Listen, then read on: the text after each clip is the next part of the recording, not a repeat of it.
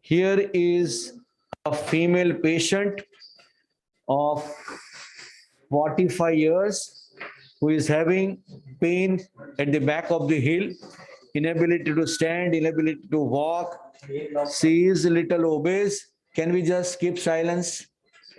She is obese and she had underwent conservative modalities in form of physiotherapy, medications, and these modalities failed over a period of 9 to 12 months. So it is now more than a year that she is suffering from this problem.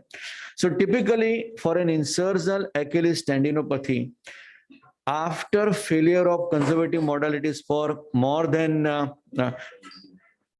1 year, that you think of surgery. Some people think of 6 months, so you could settle down somewhere in between, like 9 months. So now I want you all to focus onto her X-ray.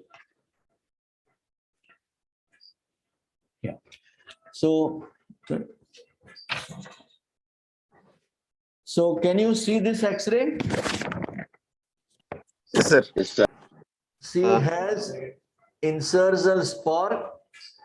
She has some calcification into the tendon insertion, and she has a prominent posterior superior angle of calcaneus.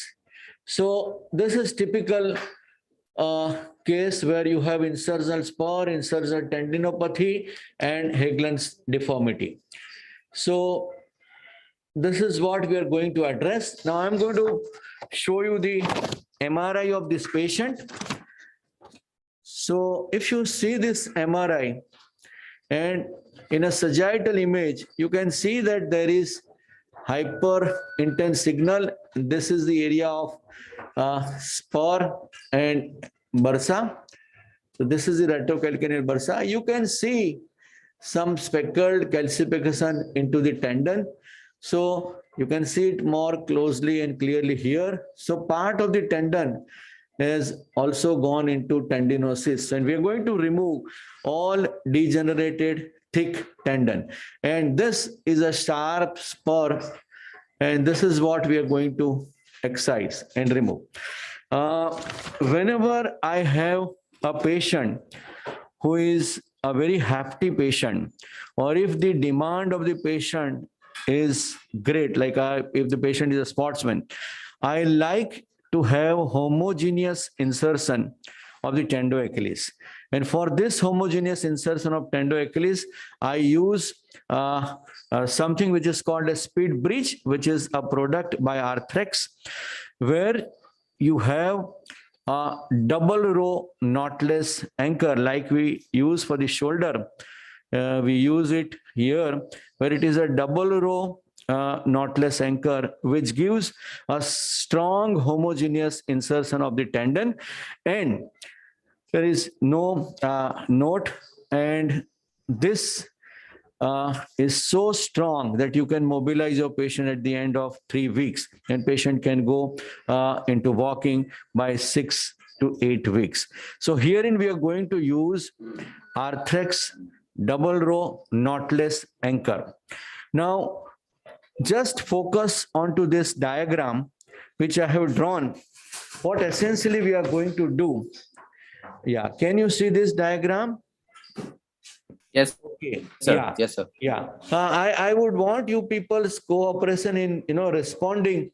So and asking the questions anytime you want to ask. The picture is slightly blurred, sir.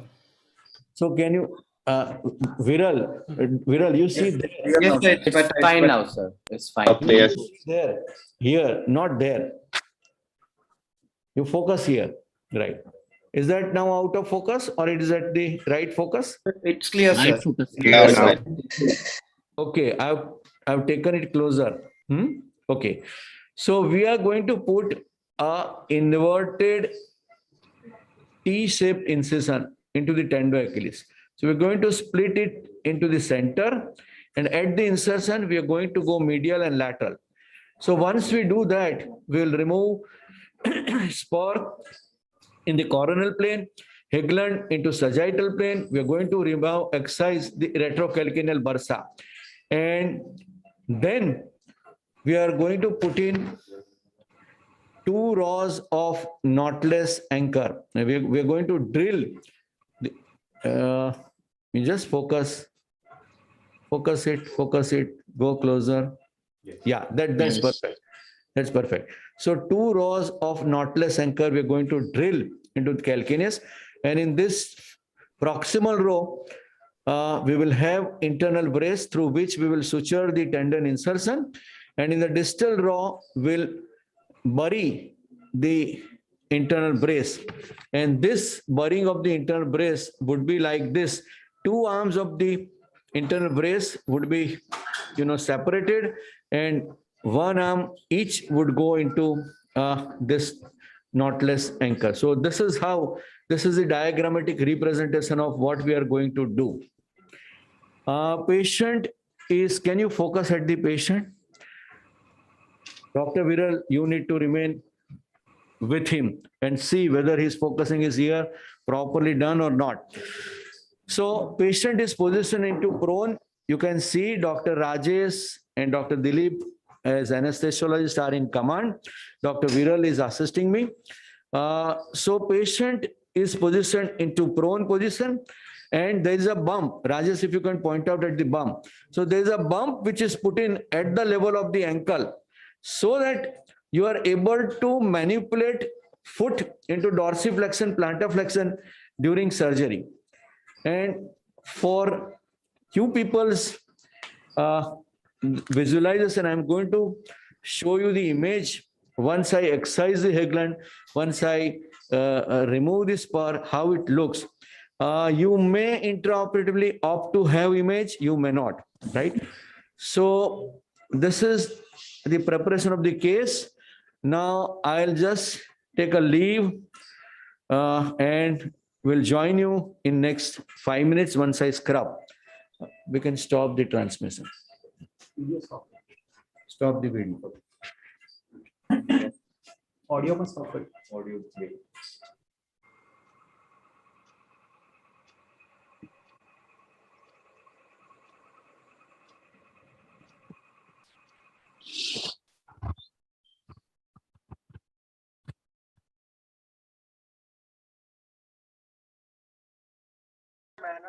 So if we don't have access to a speed bridge, then what is the alternative method?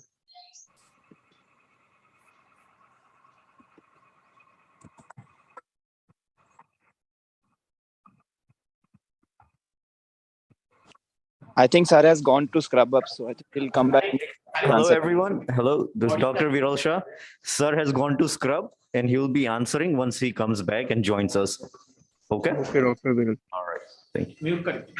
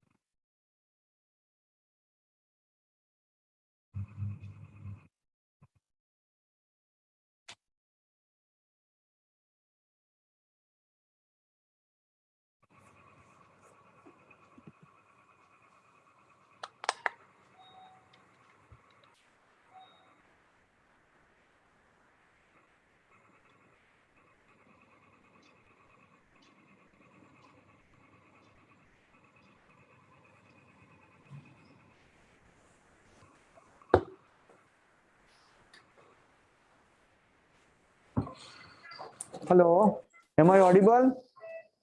Yes, sir. Yes, sir. Loud and clear? Yes, sir. Okay. Yeah, just mute the audio, please.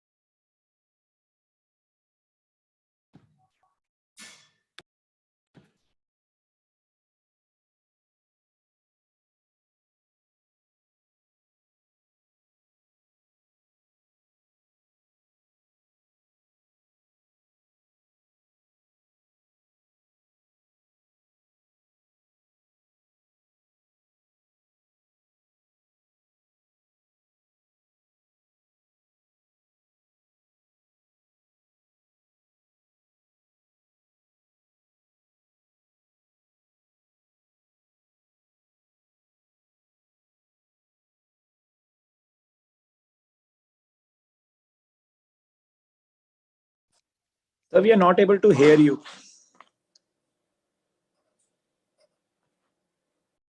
So we can't hear you. वही मैं बोल on नहीं हूँ कहूँ त्यारे audio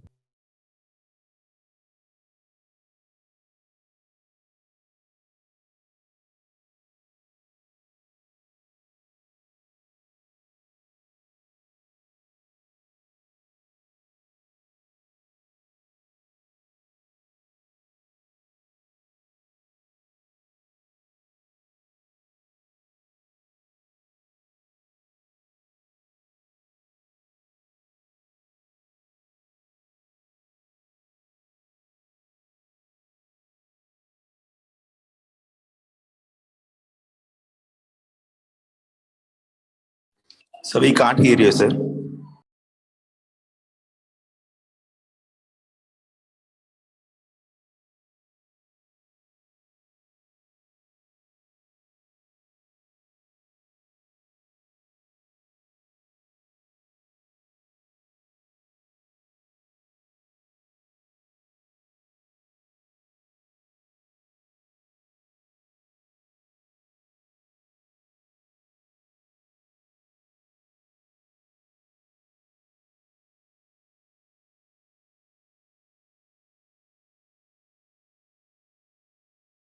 So voice is not audible.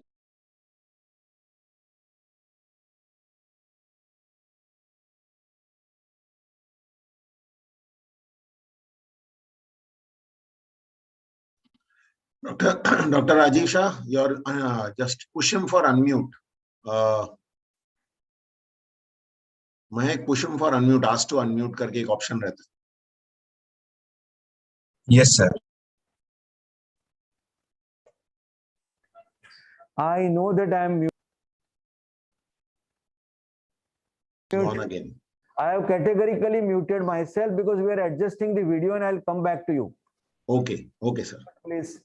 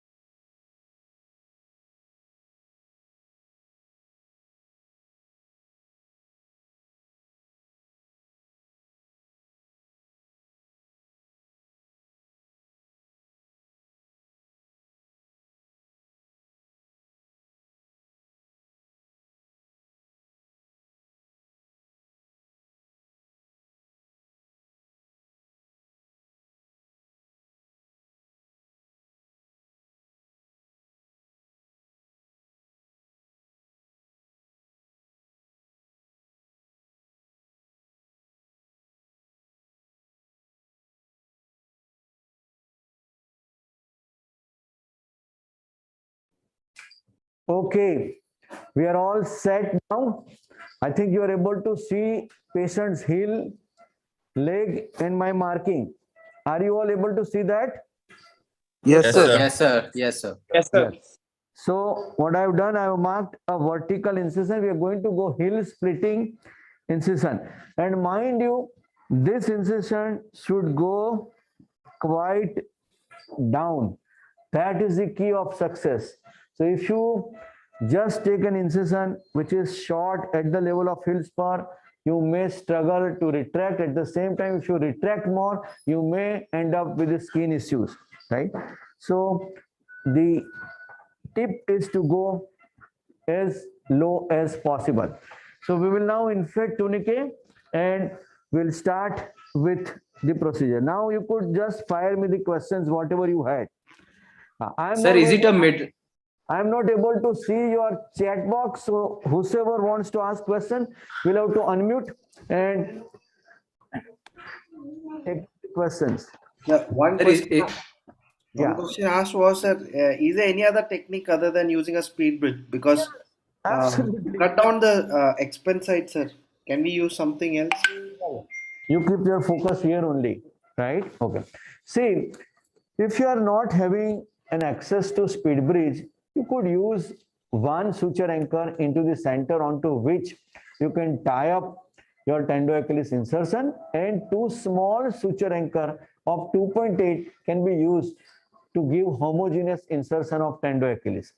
If you don't want to even use this, I think I do not know whether you seen that article or not, but I was asked to write an article into orthopedic clinics of North America, foot and ankle, that if you do not have these fancy gadgets like suture anchor and like your knotless anchor, how would you reattach tendo Achilles? So you could use a bone tunnel suture. Bone tunnel suture could be going from posterior to anterior, or bone tunnel sutures can be going from medial to lateral. Nobody, I'm not going to read the chat box. So anybody throwing the question in the chat box will have to unmute and ask the question. So was there any other question? Sir, is it a midline incision or slightly medial? It's a midline heel splitting incision. For this visualization, I've just taken my lights off, but so this is the incision I am taking, and look, I am going right down. Again, the another tip is that you need to your hand is coming, sir. You need to excise skin and the subcutaneous tissue plus your sheath of the tendon together. You don't separate sheath from the skin and subcutaneous tissue. So what happens that when you close this incision, when you close the sheath, skin automatically falls into the place. Can I have the scissors? So what I'm doing, I have put in a small nick into the sheath, and I'm going to cut the sheath and skin together, and I'm not going to separate the skin and sheath. Now, any point of time, you have any question, any query, you could just stop me and I'll be happy to answer your questions. We have our EDP officer, Viral, and his team who are helping me in this projects, and for them also this is for the first time. So just excuse us for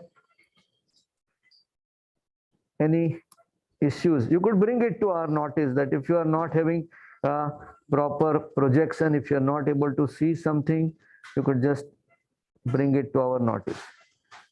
So this is how what I've done is I've separated the sheath from the skin. And the important thing would be to go down medially and laterally so that you are able to put in your bone spikes. So I've gone medially here Now I'm going to go laterally also.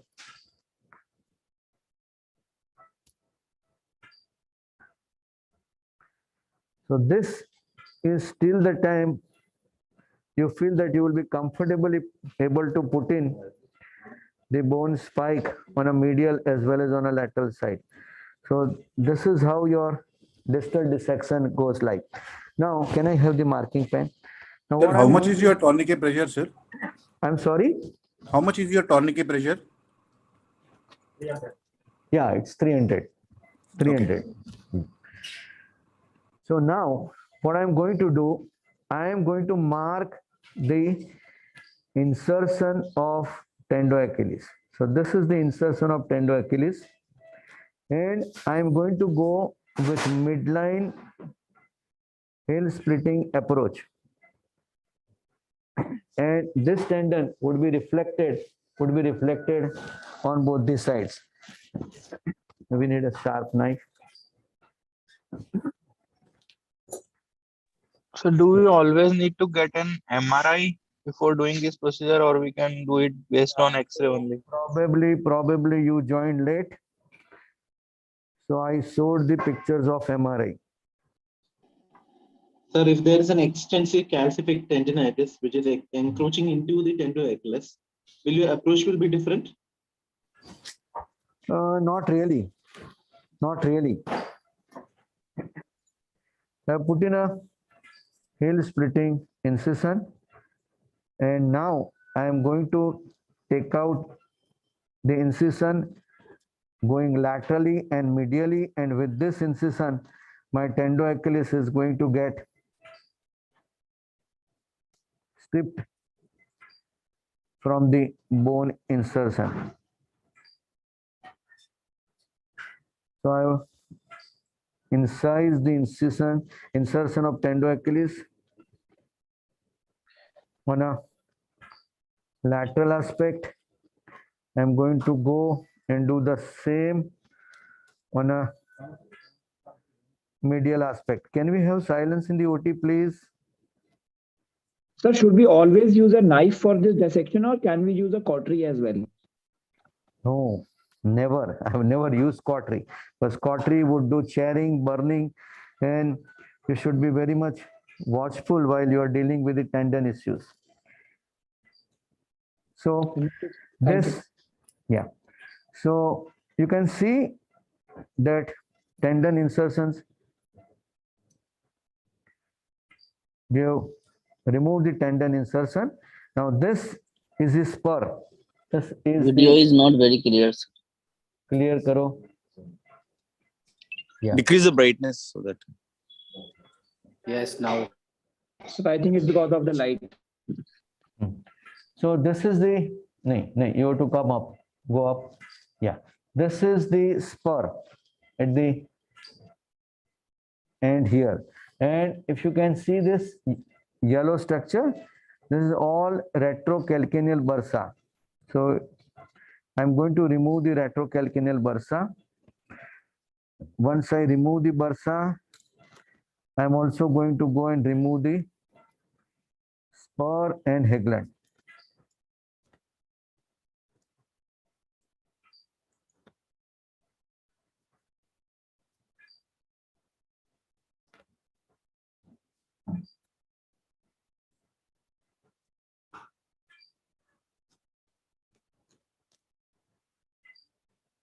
Are you all able to see what I'm doing? Yes, sir. Yeah, so I am trying to excise retrocalcaneal bursa in toto. And that's important because sometimes that is also a pain generator. Inflammation into the retrocalcaneal bursa is also a pain generator.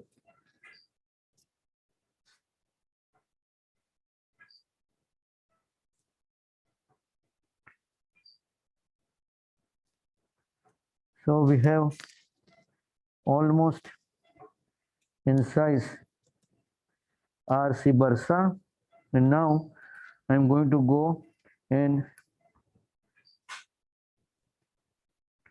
excise the spur and Hegland. So this is the spur. Viral, can you focus here? Yeah. This is the spur.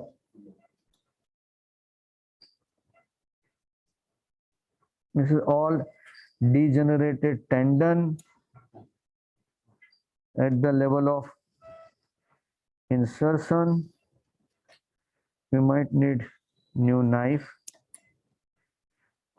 And spur could be medial, could be lateral, could be central.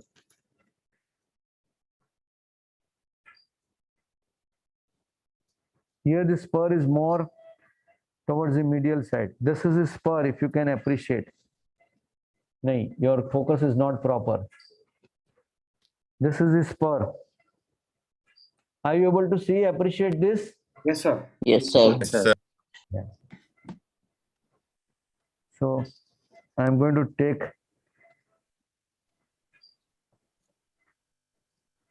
osteotome and break this spur. Just support. Rajesh, you don't need to hold this.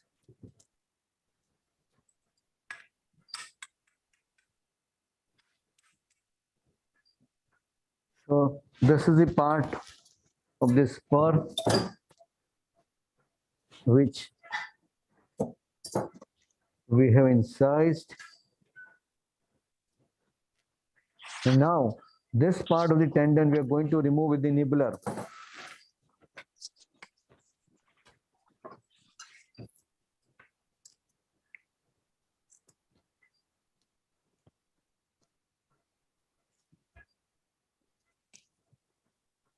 So how much do you excise to prevent excision of the native bone? Is there any bony landmark or trick that you follow?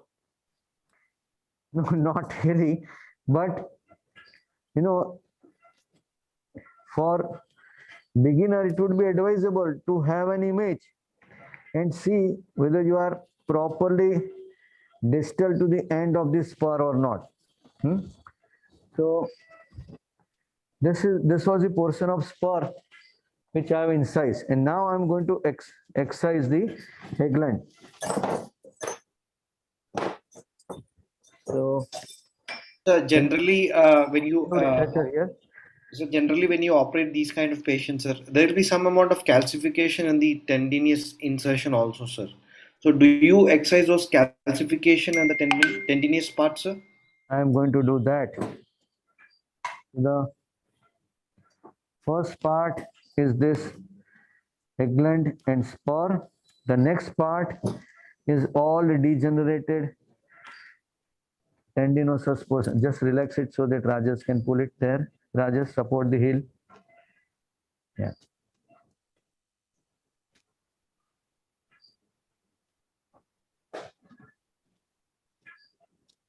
Okay. So what we have done, we have completely exposed. No, you're not focusing. Light, come karo. Light, come karo.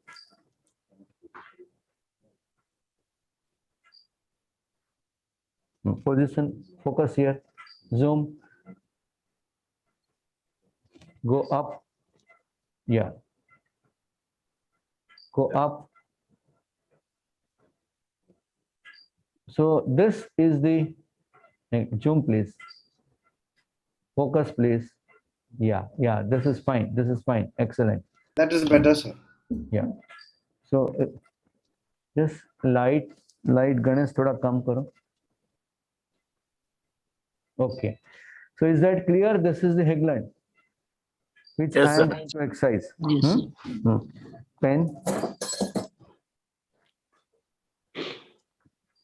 So this is the border of the headland which I am going to exercise. Now, mind you, many times your X-ray is normal. You don't see headland, but patient has mediolateral tenderness. So you need to evaluate clinically, and sometimes patient has got mediolateral bump. So that excision would equally be important.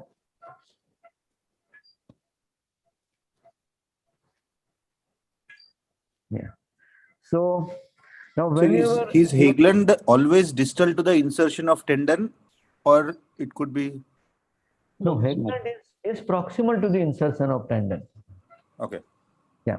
So now, whenever you are doing this excision, you don't need to go like this. If you go vertical, you will enter into the subtalar joint. So you need to go about 45 degree so that you end up excising it and you don't enter into the subtalar joint. So that is what you can see the direction of my osteotome. Sir, would you recommend using a C-arm while doing this for beginners? You can use it. Not really, but I am going to show you the C-arm view once I am done. So I have removed the Hegland. This is the Hegland piece which I have removed, and most important is to go medial and lateral also. And medial lateral, see, this is the lateral side, this is the medial side.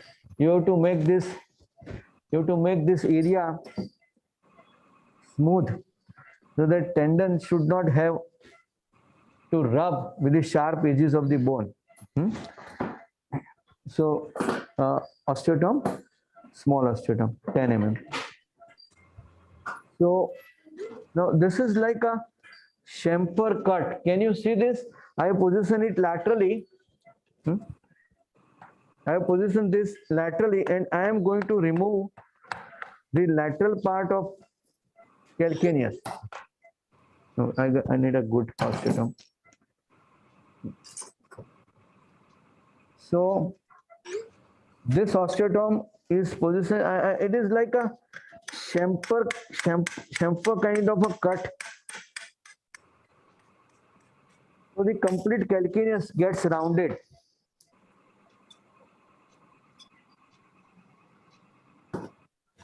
Knife.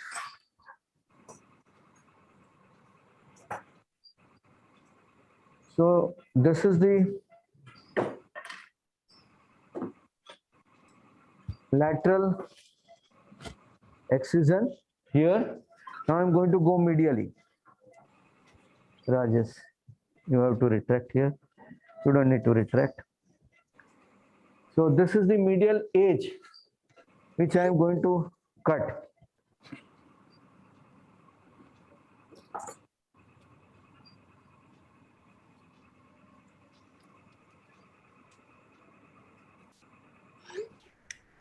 Again, the osteotome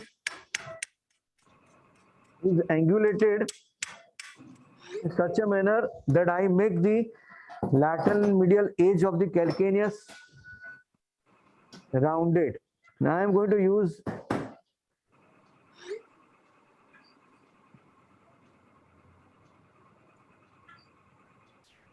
rasp to smoothen this. Okay, rasp. So this is the rasp with which I am going to smoothen the sharp edges, and I am rounding the calcaneus.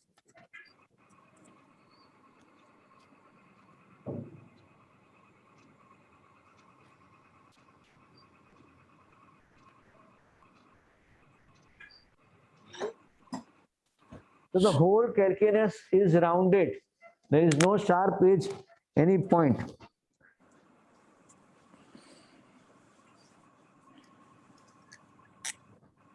Now we'll take wash so that all bony dust comes out. And then the last part would be tendon treatment, where I am going to excise the tendinosis.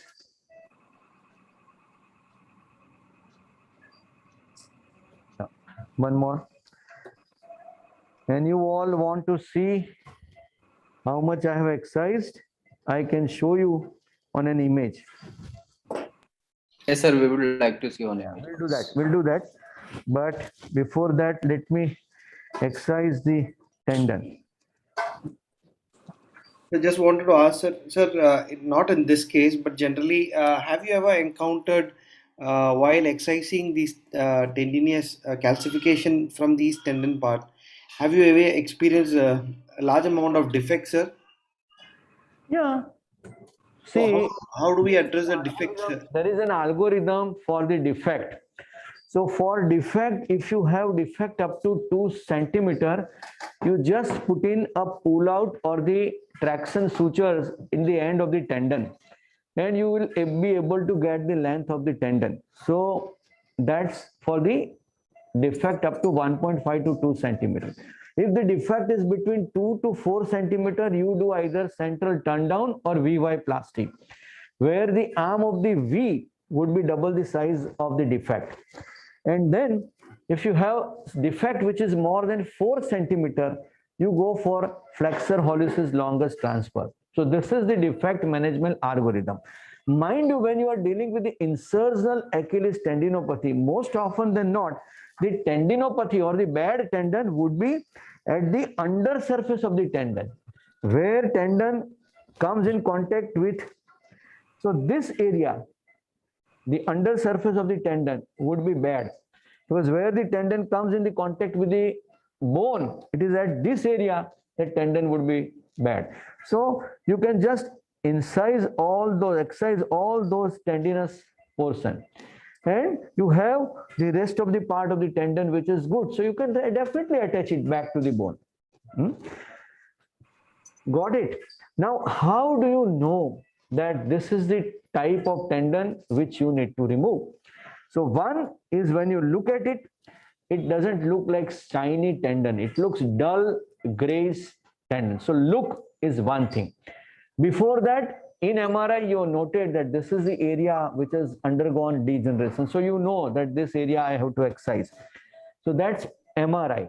Even before that, clinical examination, where you found that about a centimeter or so is the area where tendon is bad. So clinically, you know, radiologically, you know, intraoperatively, the look of the tendon, then the feel of the tendon. So you palpate the tendon, and if on palpation tendon palpates thick, rough, you know that this is the bad tendon, and then you excise it. So this is how it works for you.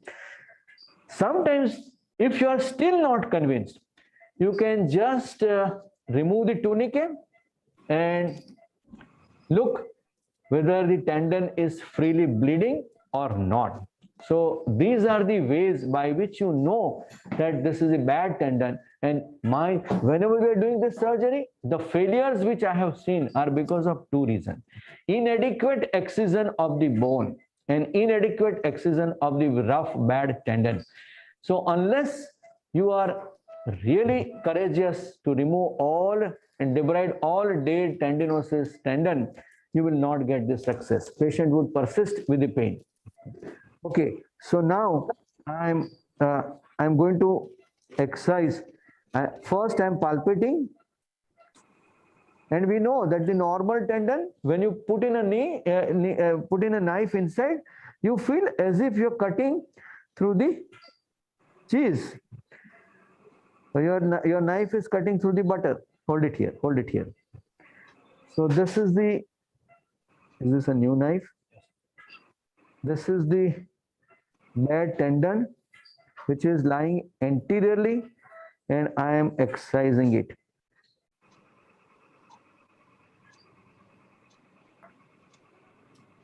And when I'm cutting it, if I'm finding it difficult to cut, that also tells me that this is a bad tendon. And then I'm going to palpate and feel whether I've left out any tendinous portion or not. Just hold it. So still here there is a nodular tendon which I am going to excise. Okay, so on a medial side, I'm almost done with the excision of the tendon. Now on a lateral side, again I'll palpate, and whatever bad tendon is there, I will excise this tendon.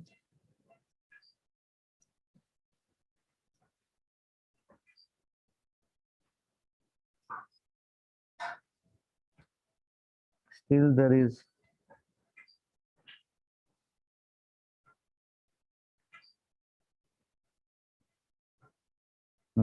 okay.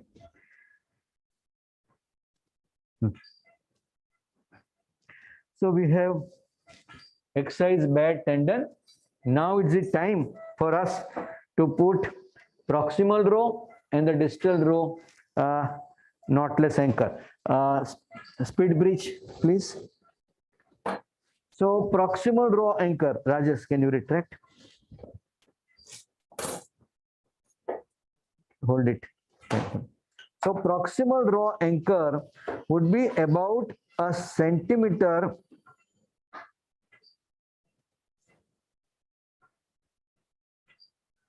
in front of tendo-Achilles insertion. So I have marked the tendo-Achilles insertion. I think my pen is coming in the way.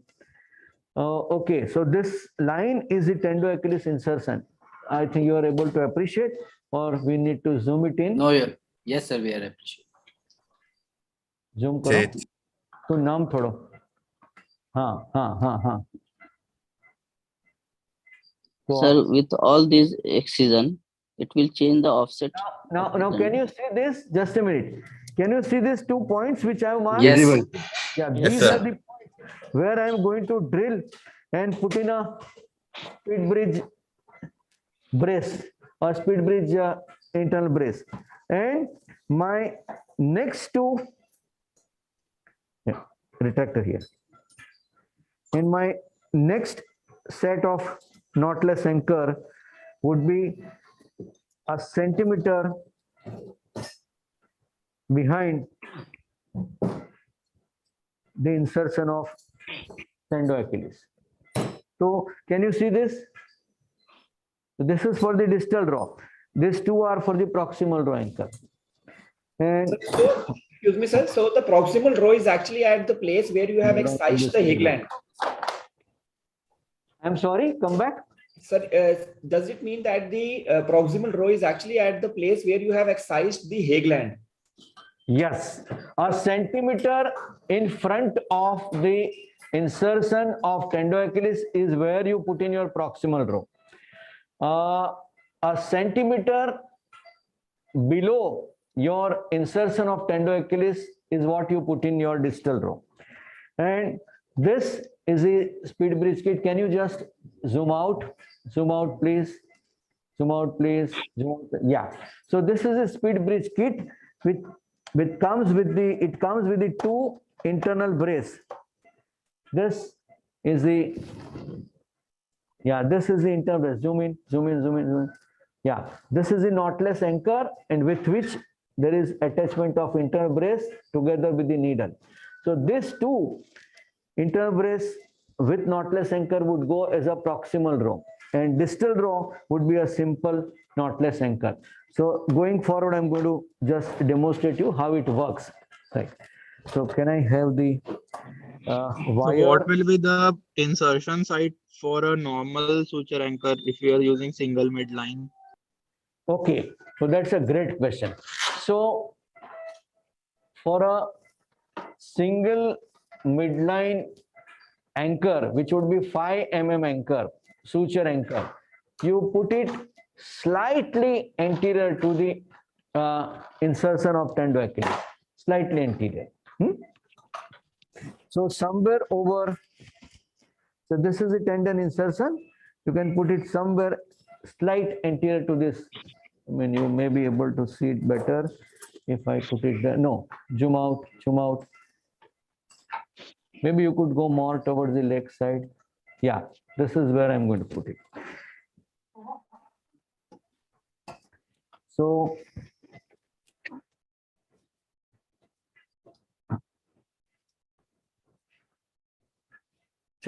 so we are all set. Sleeve. Sleeve, cannulated drill bit is there. उसका ही wire लो और wire मत लो.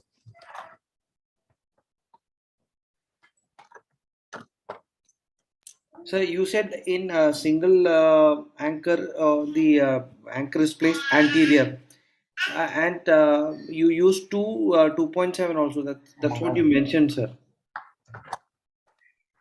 Well, you will have to come back again. So in case in case if we are not using a speed bridge, you Hmm. said sir, we generally use a single 5 mm anchor, and you had demonstrated the position where the anchor comes, sir. But along with it, sir, you had mentioned that we along with that 5 mm to use two additional 2.7 anchors, sir. So if you really want a homogeneous insertion of tendon, then you can use it. Otherwise, you can simply get out by using a 5 mm suture anchor onto which Blank. suture Okay, the sir. tendon. But your edges of the tendon, they remain little lifted. Tendon edges remain little lifted. So you want to, really push it down, and that's where you need to use speed bridge. And speed bridge is a very costly affair, right? So you can use your two small suture anchor. Even if you don't want to have suture anchor, you can put in a bone tunnel suture through the end of the calcaneus. It will go up, and to which you can attach your edges of the tendon. That can also be done. So what material do you use, sir, in case if you're using a bone tunnel then? Use a fiber wire or Yeah. So if you are attaching tendon back to the calcaneus, then definitely you use a fiber wire. I've stopped using ethibond because it has burnt my shoulders. So I've stopped using ethibond.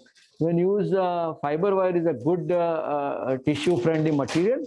And if you want your homogeneous insertion of the tendon through a bone tunnel, where you're creating a bone tunnel with 1.5 mm K wire, and you can simply pass a Vicryl, because there you do not want a non-absorbable suture, because the knot is going to remain outside. It's going to irritate the skin. Got it? So, Hassan? So this we can do with the two tunnels, or we need to make for homogeneous insertion, we need to make 3-4 tunnels. No, I think two tunnel would be good. Now, look at the way I am going ahead.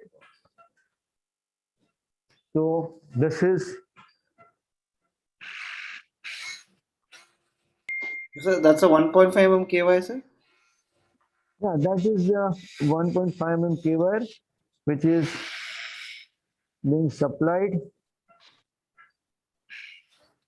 Yeah, remove it by the company. Okay, get me one more wire, please. Or so over this wire, you put in a drill, which is a cannulated drill, or get a cannulated drill. Cannulated drill. And this cannulated drill has a stop, and this stop would match to your knotless anchor's length. So, and the sleeve is radiolucent. Does it come with the company or so you made it, sir? What is it? No, sleeve comes in a set. Yeah, sleeve comes in a set. So how much does that speed bridge cost, sir? 1.25. Okay.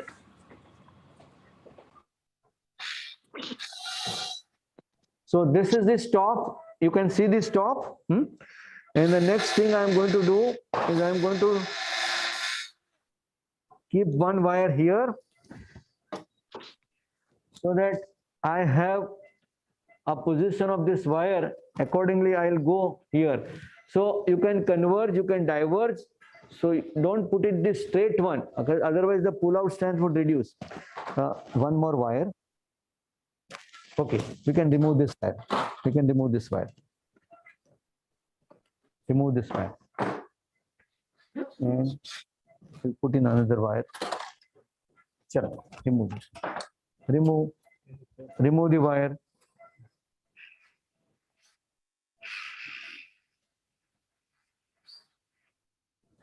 So once wire is removed, retract, keep that wire.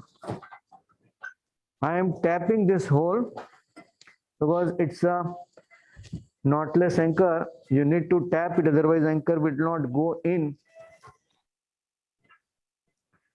Keeping this tap while you are drilling the next hole. छोटा करो इसको. Remove. Gives you an idea where have you gone. And now I'm going to go for the next wire, followed by drill bit, followed by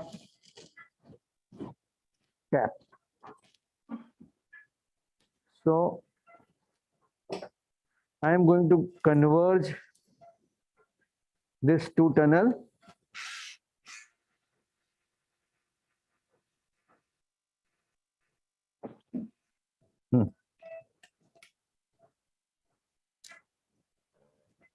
So you can see drill. This is to increase the pull-out strength.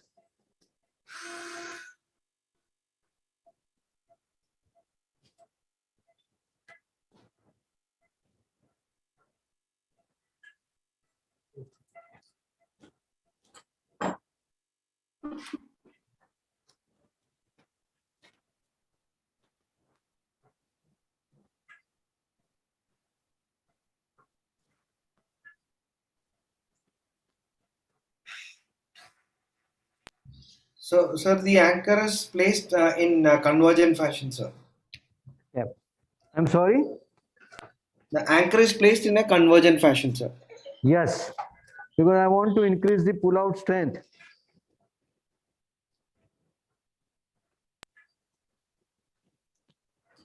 Though the technique manual mentions that you put in two anchors as a proximal row for the hill, two anchors as a distal row. I am going to make 4 tunnels first so that when I suture, I don't have to struggle. Now, give me simple 2 mm K wires, 2 mm K wires. 2 mm K wires on hand and keep that K wire which we are using on. अरे ये रख इसमें मेरे को 2 mm का 2 K wire दे चल. Dr. Shah sir, Yes, please. the direction of the drilling and the K wire. दूसरा लेना है. The direction of the drilling and K wire. In what direction? At what angle? See, the direction should be number 1. You want to converge. You don't want to go out of the calcaneus and lift up, go up. What I have done, I have put in this 2 wire. So when I drill my other tunnels, I am going to be sure that I am not hitting this wire. When you drew the figure, I could see that there were 2 inverted V's.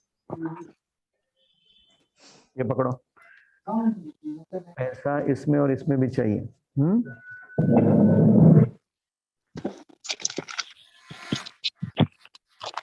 Sir, are you getting me?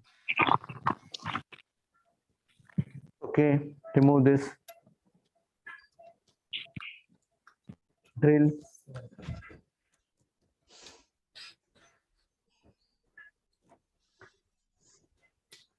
Tap ready रखना. Then again, this same wire will remove. Hold the heel.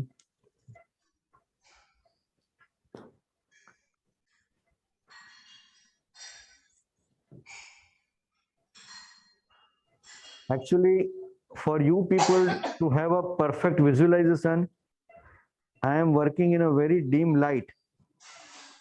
Yeah, we can see that, sir.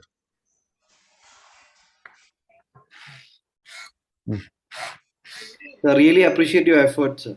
Thank you, sir. Thank you. Thank you, sir. So we have drilled the next tunnel. We are going to tap it.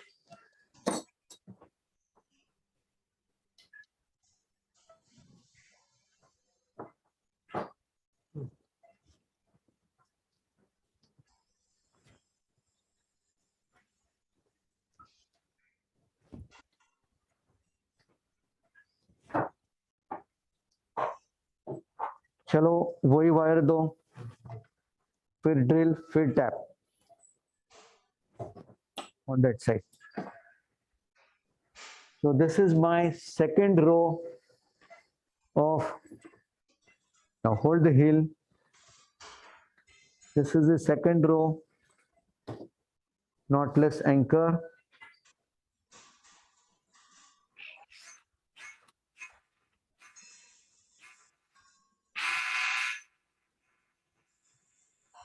So while I was passing this wire, there was some movement of the proximal K wire.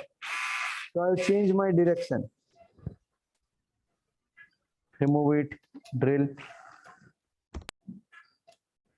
So that's why you keep this K wires, which is a trick, so that when you touch, your drill touches the K wire. Could you go out? Zoom out, zoom out. Viral, zoom out.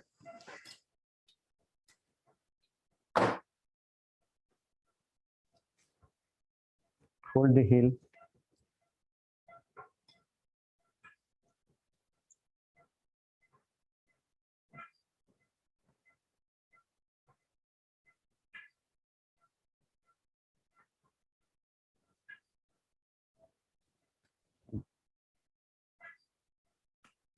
Yeah. So this is the last medial knotless anchor. Remove wire remover. Connect it.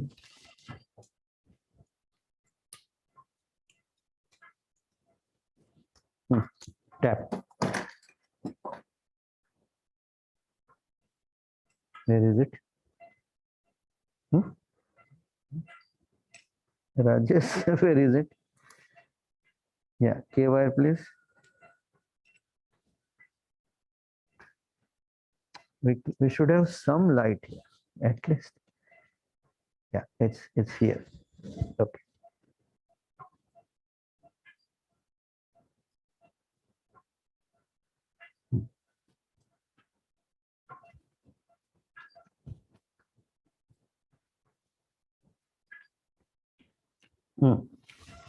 So now I will ask our cameraman to zoom out, and you could see the directions of all four knotless anchor.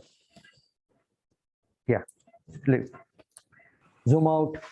Sir, what is the diameter of the tap, sir? So this is 4.7 mm knotless anchor, and for that I think this is 3.5 mm tap and 3.2 mm is the drill. Okay. So these four tunnels are ready. Now I'm going to go ahead with repair.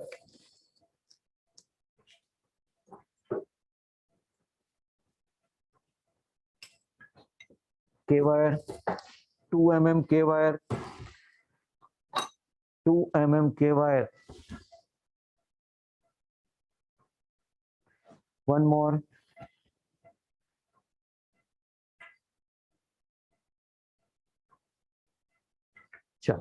Speed bridge.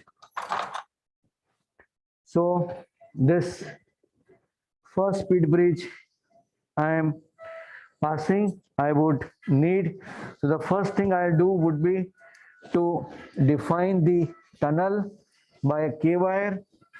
So I'll pass the K wire, which is going to tell me the direction of the tunnel, and then I am going to hammer this knotless anchor till the anchor body touches the calcaneus bone. And now I am pushing, go out, zoom out. So this anchor has gone in. Proximal row anchor. Sir, you were actually holding this box in your hand about not moving it with when the anchor was going in. Can you please explain this? Because because sometimes it rotates and that creates a mess with the threads. Can you please explain to all how you use it? Okay. So the key is that you first establish the direction into which you are to go. Second is to really drill it perfectly. And third is to tap it. And then before putting this, you go and see the direction of this tunnel. And in that direction, what you need to do is to push anchor. Can you focus here? Yeah. Anchor with the brace. It's zoom, zoom, zoom, zoom, zoom, zoom. Focus, focus, focus, focus. Focus, focus. No, out of focus. Yeah. So this is the anchor. And the handle beyond that has to go into the bone. An anchor should touch the bone. And then you are moving this in a clockwise direction, holding this handle. And that brings that anchor right down into the bone. And you always listen to this sound, which gives you an idea that how strong this anchor is holding into the bone. And once you are into the bone, this gets automatically loosened. So you know that you've gone perfectly. I think that's the question you had, and I answered that. Yes, sir. Thank you, sir.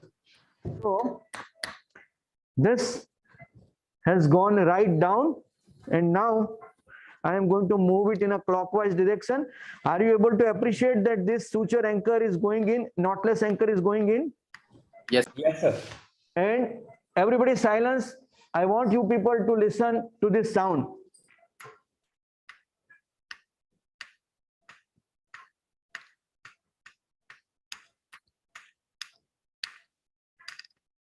Now, this sound tells me that the anchor has seated nicely and everything has loosened.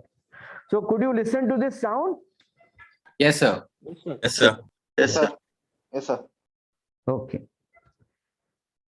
So now this two first row knotless anchor with the interbrace are in position, and I've removed everything. So इसको काट करके दो, मुझे आधा काट दो यहाँ तक. So these two are internal brace. There is an additional suture which also comes with this if you want to use it.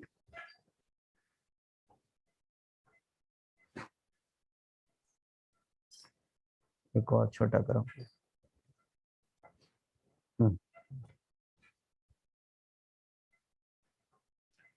So these two K wires are giving me the direction. Zoom in, zoom in, zoom in. All, take all this thing. Yeah.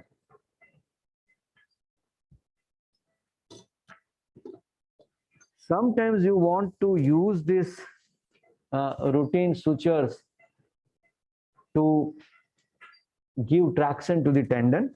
Herein, maybe we would need some traction onto this tendon. So we might use one suture and we give a traction to the tendon. Free needle, please.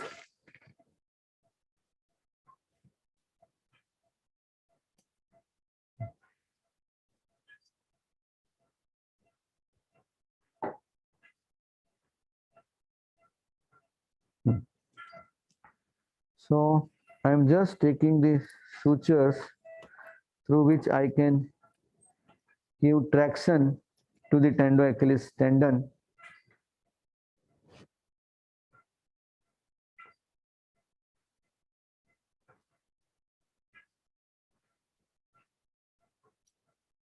Can we have some lights in the absolutely dark? Sir, please put the light, sir. I'm sorry? No, sir, nothing, sir, nothing. So I'm just taking sutures to give traction onto tendon. So when I put the speed bridge, I should be able to pull the tendon nicely and suture.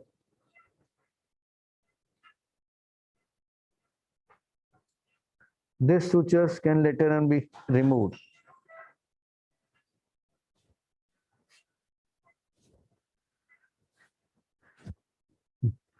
Artery, cut, scissors, you don't need this. Cut. So these two are the traction sutures through which I am going to ask one of my assistant to pull remaining at the foot end. So the whole tendon, can you appreciate this? That I am able to pull the tendon down to the insertion. Yes, sir. So, okay, just hold it. Now comes the important aspect. Needle holder, please. This speed bridge has an internal brace which comes with the needle. You can see this needle. Okay, you can off this light. It's all right. Can you see this needle? What? Yes, sir. Yes, sir. What I am going to do is I am going to take the speed bridge suture through the end of the tendon. And now I have this suture tied into the tendon end on a lateral aspect. Similarly, I am going to use needle over internal brace and going to pass it through the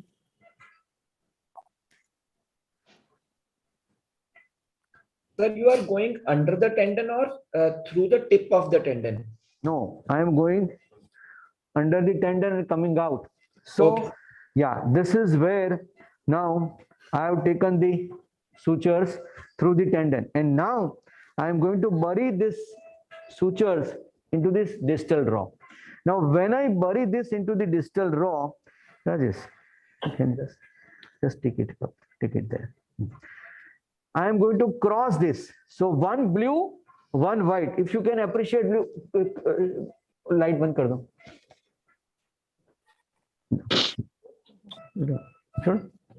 छोड़ दो. Just keep it. Yeah. So now, knife, scissor. So these are two blue tags which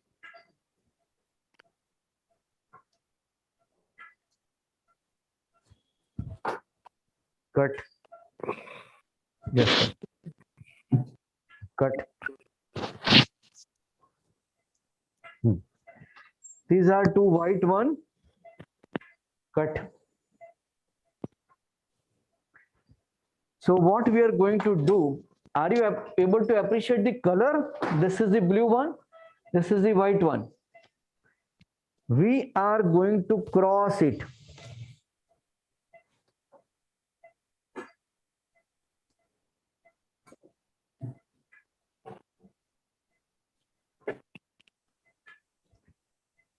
So we have crossed it.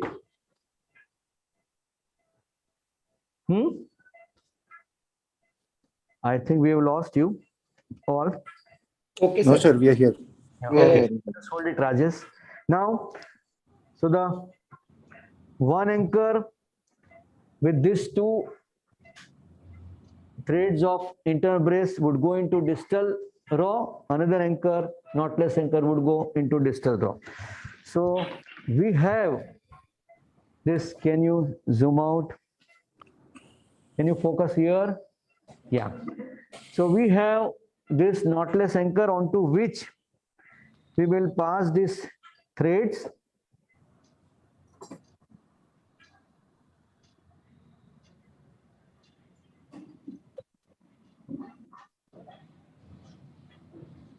Okay. Okay. Yeah. So we have threaded this two threads through the knotless anchor. Now Hassan, you will need to come on this side and pull the tendon. Pull the tendon and stabilize the heel. Pull the tendon, stabilize the heel. Yeah. So is there any specific position of the heel that you want to keep in, like any dorsiflexion? Nothing that sort. Because this is the insertion. Here is suture the tendon. But yes, tendon has to be pulled nicely. I'm going to test the tunnel. So this is where my tunnel is. So I'm going to remove the K wire and I'm going to put this knotless anchor into the direction where I put in the K wire. Okay. Again, we will check the direction. Oh, it is in this direction.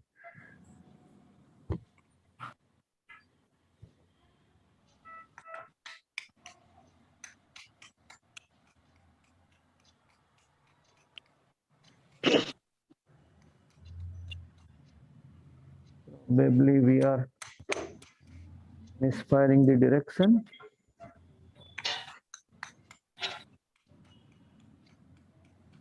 No.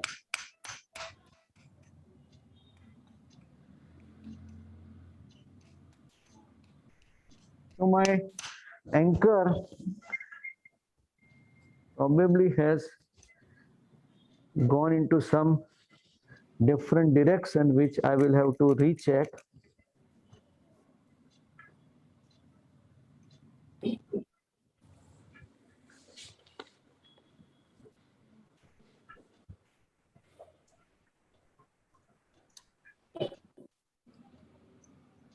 Yes.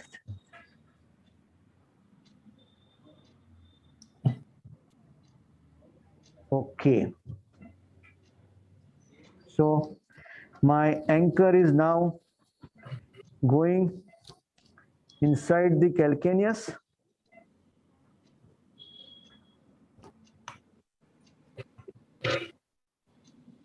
No, probably.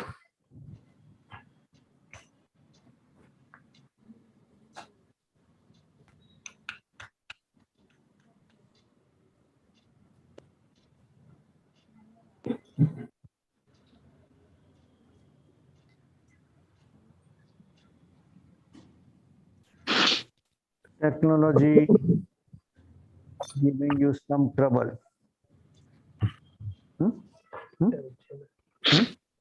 Apple, just hold it.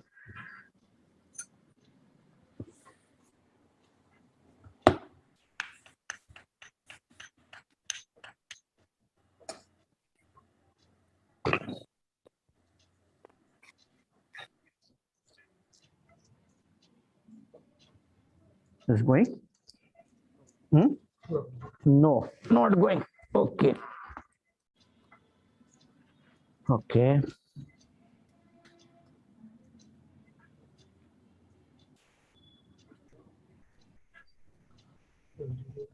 Yeah, we will remove it, rethread it.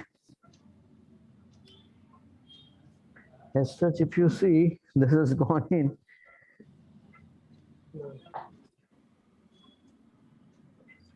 Okay.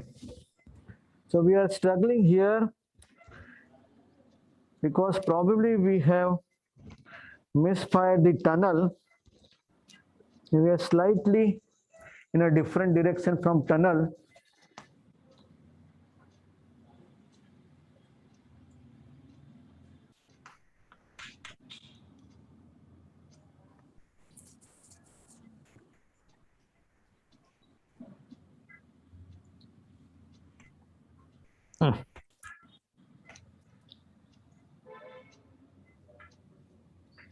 So we will remove it. Now, number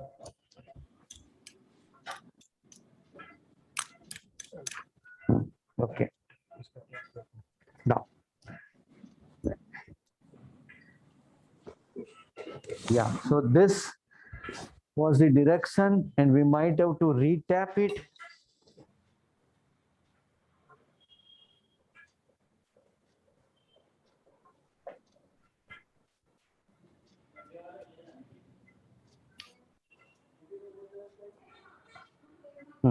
Maybe छोड़ दो, loose छोड़ दो, no problem. Okay, done? नहीं, चल. जैसे.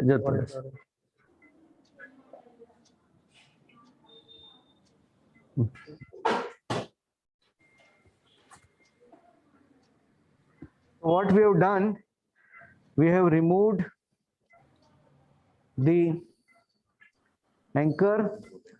We have put it, just retract here. Full tendon. Yes.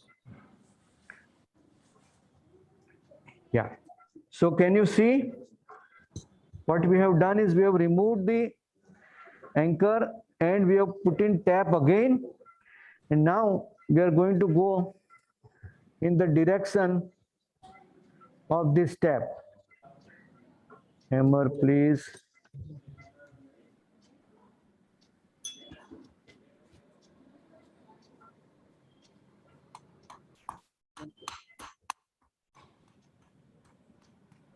Right direction, Rajesh? Okay.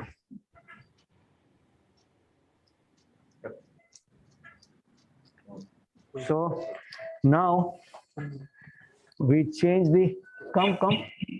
So what are you are having dizziness? Yes. Just go away. And beside them. So somebody can take the camera. Just lift up his limbs.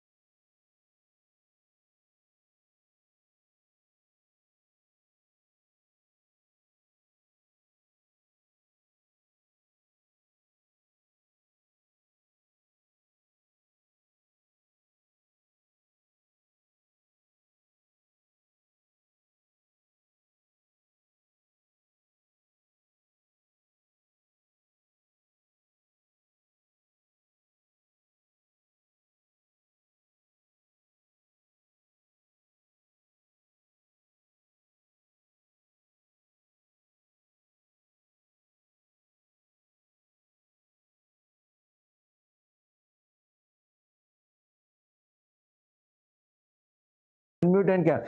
So this is what happens in the live demonstration. Our cameraman, he fainted.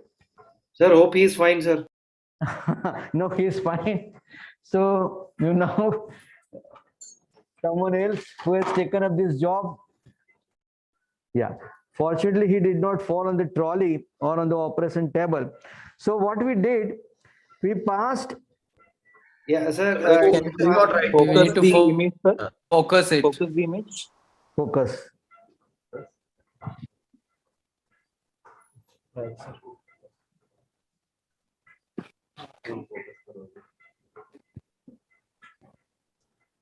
Is it well focused now? No, sir. It's still blurry. No.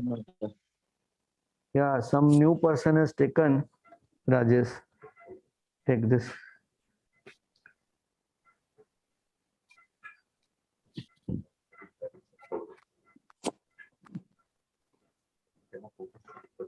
Still blurred, sir. Focus. Yes.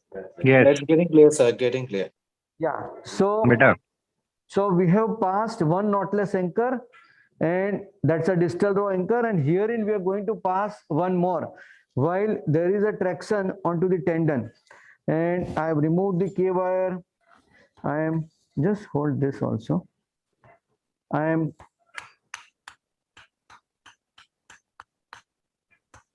just a minute. Let me have again look at the direction of the tunnel, which is very important. Last time we misfired the tunnel, and that's why we had to remove everything and redo. Just a minute, Rajesh. Okay, remove it.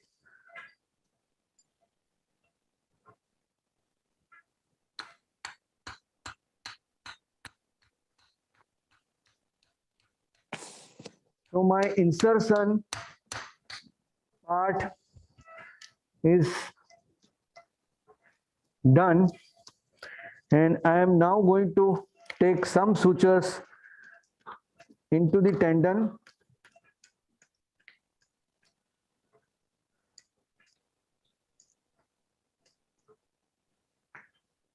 Okay.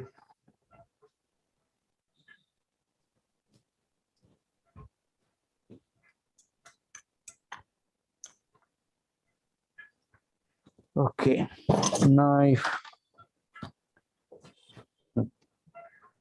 So छोड़ दो after you don't need it. So this is the part of internal brace which is outside. I'm going to cut it. I'm also going to cut. No, there are sutures. Yeah, keep these sutures away. Yeah. I'm also going to cut the excess part. Now just show them.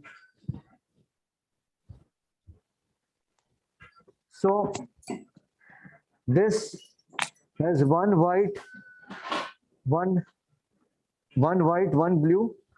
This side it has one white, one blue. So as I showed you the figure, it is exactly like this. Now I'm going to put some sutures into the tendon. Chalo, remove this. Remove this. I will not need a free needle.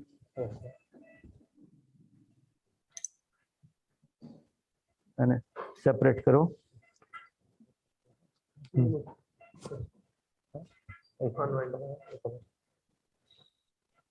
All extra sutures we are removing.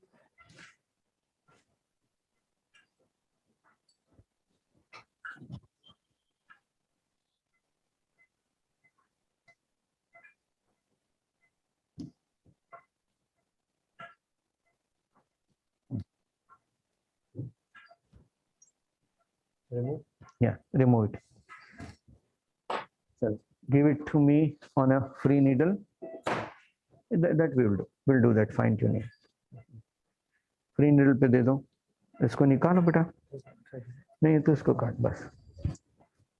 चलो. So my tendon insertion, if you can see, it is now homogeneous, is sitting over the, नहीं अंदर आओ. So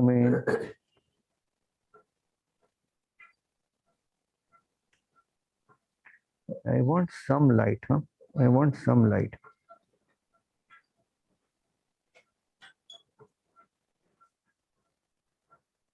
That's fine.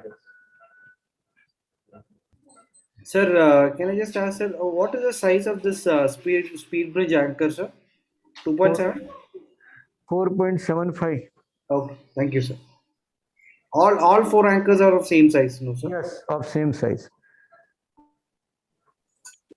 Is this a fiber wire that you are using for suturing? Yes.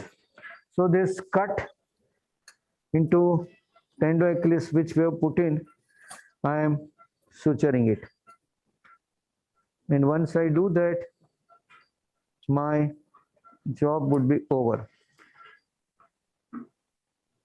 Sir, any specific reason for using a fiber wire to suture this cut? Yeah, it is always a better suture than proline or ethibond. Ethibond gives lot of reaction, tissue reaction. And this is a tendon.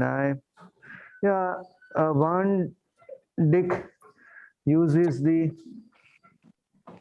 absorbable suture for this repair. His idea is that not to give lot of tissue reaction, but this smooth fiber wire doesn't give much of the issue. So what size fiber wire is it, sir? This is fiber wire 2. Number 2. Oh. Number 2.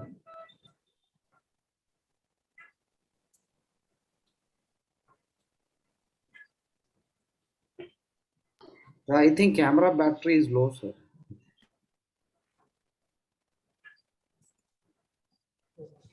Camera battery is low. You have to charge it. Not low.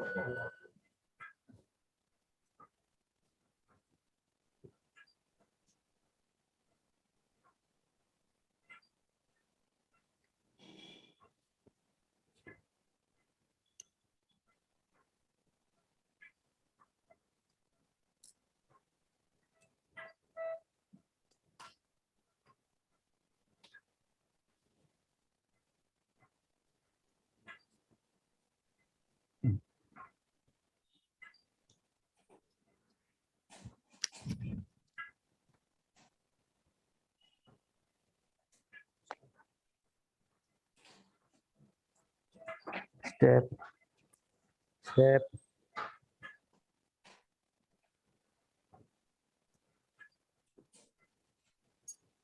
Step.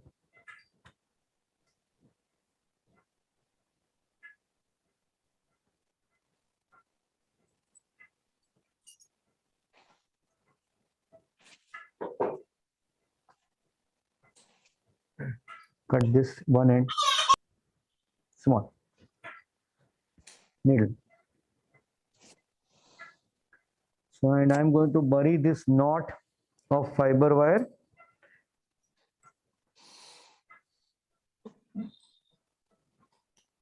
By bike fill 20.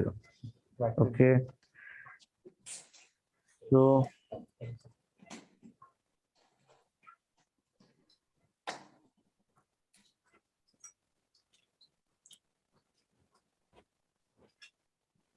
yes. Knife.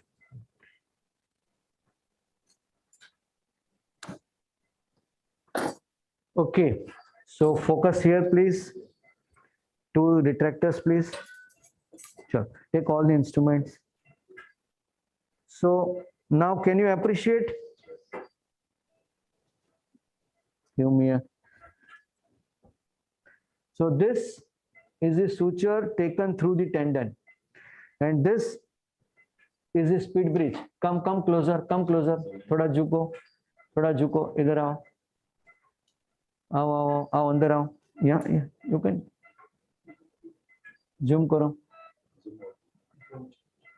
કેમ છે Viral? Are you okay?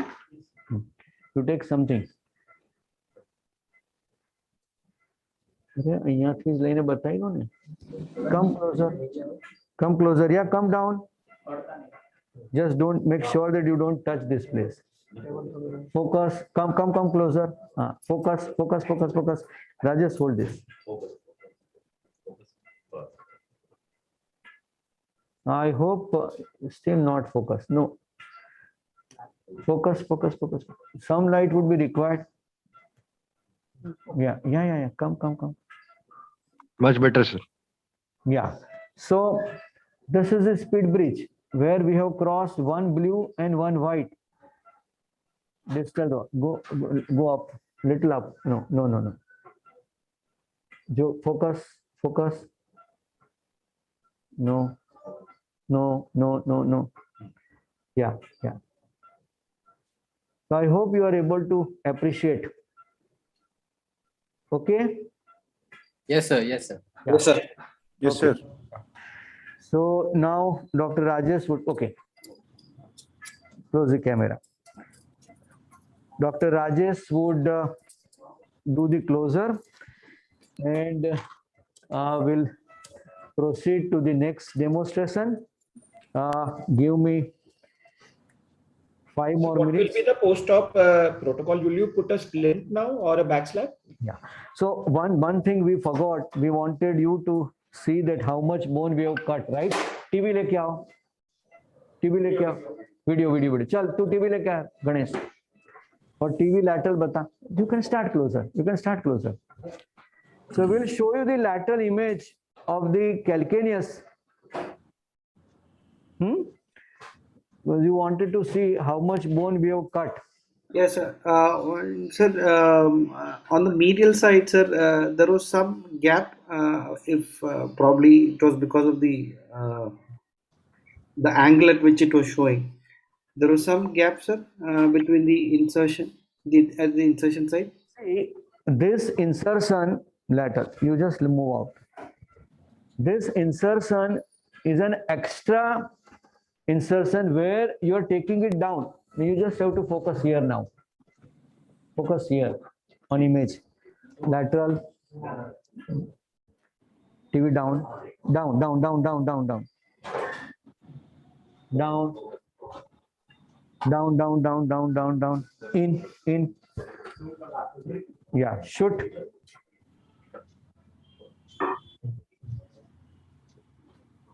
Shoot. Rotate. Rotate. You have to focus there. बस नहीं Dilip right. Okay. Reduce the kV please. Shoot again. kV reduce करके करो फिर से shoot. Yeah. बस. So can you see the amount of bone we have got? Image is blur, sir. Right? Image is Is that seen to you? Chalo, you can continue please. Okay. So can you remove the? Yeah. So what all questions you had, I can answer all those questions. Can you? So do you put a back slab in plantar flexion? So slab, which would be anterior one, into gravity assisted plantar flexion. So I'm going to flex limb at the level of knee. Rajesh, if you can show that how we give a splint. Yeah. So Dr. Rajesh has flexed knee at 90 degree and he is going to put in an anterior slab, so that you're not giving any pressure onto this precarious skin. So it is gravity assisted splintage. And sir, this remains for how many days? This will be there because I've used speed bridge. This would be there for about 3 weeks, and then we will start mobilization at 6 weeks. Looking to the strength, I'm going to give heel raised chapels, which would slowly be reduced over a period of next few weeks. So that gravity assisted, the patient is in prone position, so it would fall into the dorsiflexion, no, sir? Yeah. So that concept of above knee plaster has gone. The concept of splintage in a position where you want to optimally stretch the tendo Achilles. You don't want to lose the tone of the tendo Achilles. That is where the everything bogs down to. I think I don't see much questions in the chat box. You can close chat box. So in Campbell and also in Mann's book, there is written a procedure in Haglund deformity only where they don't cut the tendon at the base. They simply either split the tendon and retract it and then only cut the bony deformity. So is it worth it not doing the tendon split or cut? I'll just come back to you. We are just shifting all arrangements to the other OT. Give me 2 minutes. I'll come back. Mute.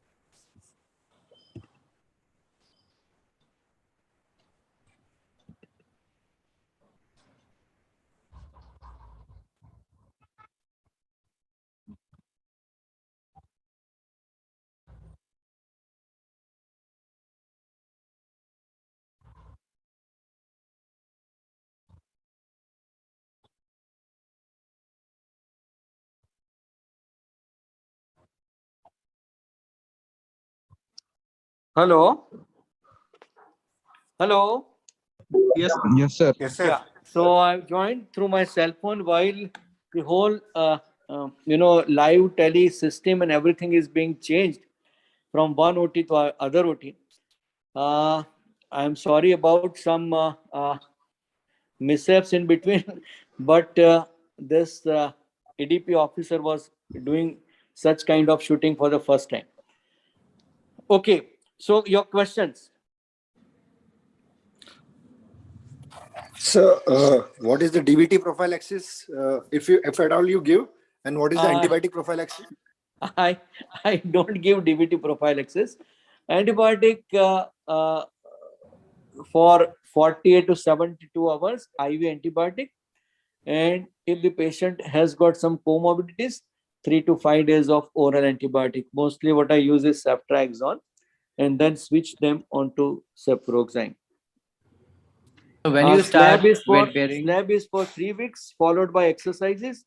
If you use bone bridge or Indian anchor, I think 4 weeks of immobilization should be sufficient into gravity assisted plantar flexion, and then you start mobilization.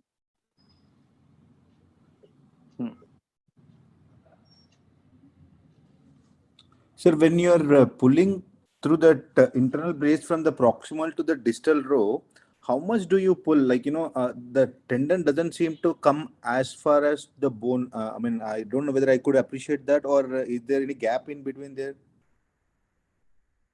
Yeah, sir. I had asked that question. I mean, the medial side, sir, there was some gap. So, do you put sutures, end-to-end sutures there, or you just leave it there, sir? Because you rely on your suture speed bridge, sir. Sorry, I just got out. Yeah. So repeat again, please. Sir, when you have taken that internal brace from the proximal row to the distal row, how much do you pull it so that the gap completely closes? Because like we couldn't appreciate exactly. I felt there was some gap there. I just explain you with my drawing. Yes, sir. That whatever you're doing, you are in fact bringing your tendon. Where is my paper? In fact, you're bringing tendon more distal. So your insertion already occurs at the proximal row. And so let me show you this paper. The original paper which I showed you. I hope you are able to see this. Yes, sir. Are you on? Yes, sir. Yes or no? Yes, sir. Yes, sir. Yes, sir. Yes, so sir. what happens that your insertion is already done at the first row. Okay. At the proximal row, your insertion is done. What you're trying to do is to make this stick over the bone. And that is why your distal row. So it is this insertion which is more important for you. So the Got the tendon point? doesn't have to come to all the way to the distal row. Yeah. It will not. It will not. Okay. Yeah. Okay. And so some part of the tendon here, you may feel that it has remained lifted. There are additional sutures given with these anchors, which if you want, you can use it. But then more the non-absorbable material you use, more are the fibrosis, chances of fibrosis you are creating. Okay. So, can you show it doesn't diagrammatic? really matter. It doesn't really matter if some part remains up or down, because you do not have you have just two strings to compress the tendon over the bone. You do not have a kind of layer which compresses the tendon. Excuse me, sir. Yeah, please. Since this is a very costly affair, I would like to know what can we use? Like you said, 5 mm anchor. So can you show a diagrammatic representation of how it is done with a 5 mm anchor? And maybe the steps in short. Can you describe all the steps when we use a 5 anchor? Okay. So you can use 5 anchor. You can use together with that 2.5 anchor also, 2.8 anchor also for. Okay. What I will do, I will also post my article into Orthopedic Clinics of Foot and Ankle, where I have mentioned about techniques. How can we really get out inserting the tendoachilles tendon in the calcaneus without using these fancy gadgets? Because every place it may not be available and your patient may not be affording, and most often than not, this is the situation. So we have to adjust to our Indian scenario. So when do we start weight bearing in this? So weight bearing by 6 weeks. Weight bearing by 6 weeks. So now, while we were talking, I have drawn something which I will want you all to see. I do not know whether you are able to see this. Yes, sir. We are able to see. Yeah. Yes, sir. So this is the 5 anchor. Through this 5 suture, you take the suture into the tendon and you bury the tendon into the calcaneus. This is just at or slightly anterior to the insertion of tendoachilles. Now, if you do not have speed bridge and you want this tendon's homogeneous insertion, you can take either bone, you can create a small bone tunnel and you can suture here, or you can put in a 2.4 anchor here and suture these edges. Got it? Yes, sir. It essentially becomes the same like you see here. I do not know whether you are able to see it or not. Yes, sir. We are able to see. I've just reversed my cell phone. I'm trying to show it to you. Just rotate the paper, sir. Yeah. Okay. So that's what you do when you don't have fancy material.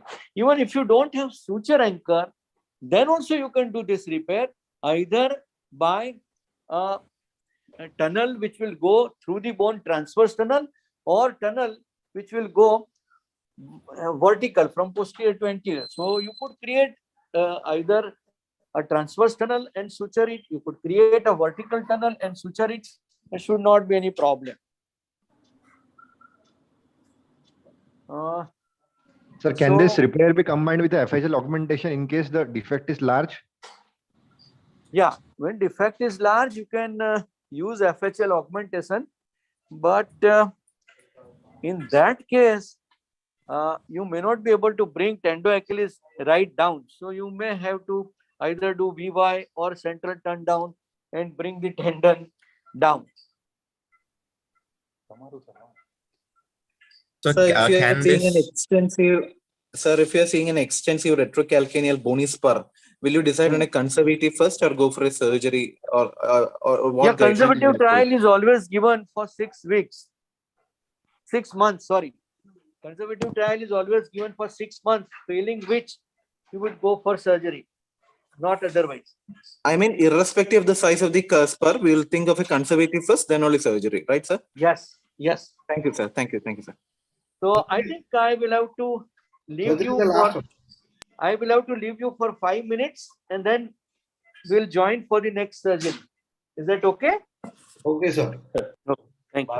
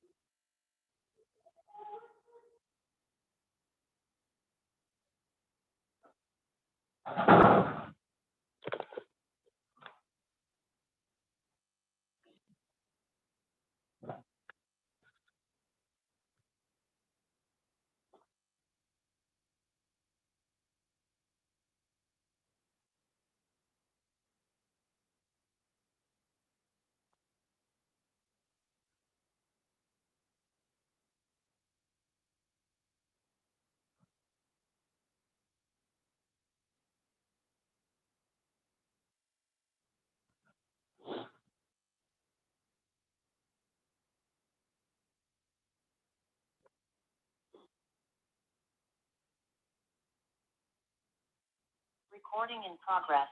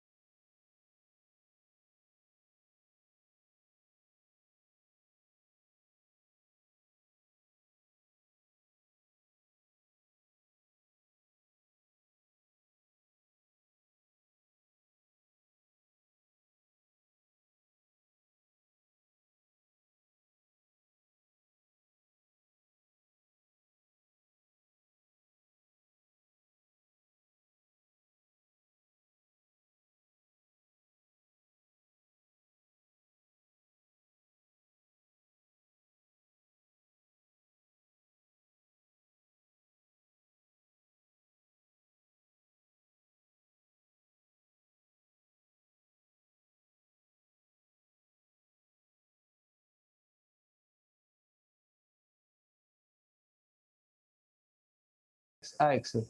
हाँ बाजू अब हाँ Hindi pen पे लें अब pen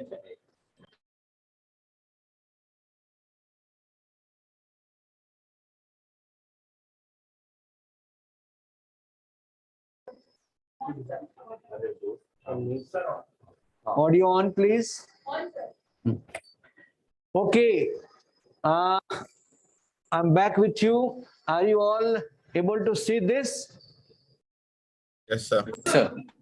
So this is a case where you have got huge osteophytes with reduced joint space into the first MTP joint. So these are the osteophytes, reduced joint space, and this is what we called as hallux rigidus or arthritis of the first MTP joint. There are two classifications for the most largely followed classification is the one which is given by Michael Coughlin, and he has classified this into 4 grades. Grade 1 is where you have 20 to 50% of loss of joint space or loss of your ankle dorsiflexion plantarflexion movement. Grade 2 is 50 to 70% of the loss of your dorsiflexion plantarflexion movements.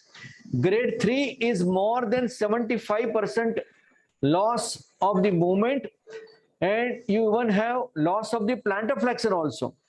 And in grade 4, whatever range, which is very less, but whatever range is there, there is pain and grating into that.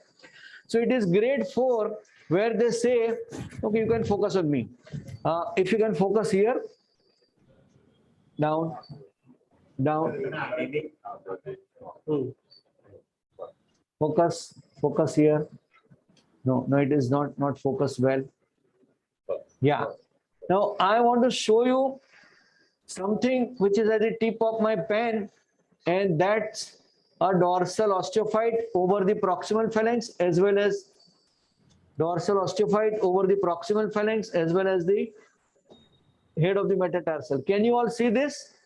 Yeah. Yes, sir. Yes, sir.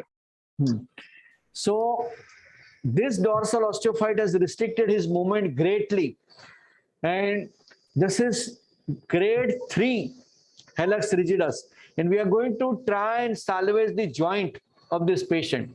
So we know we are going to do a procedure which is called as scaleectomy, where all osteophytes are removed, joint resurfacing is done, and you are removing the synovium and 30% of the articular surface of first metatarsal.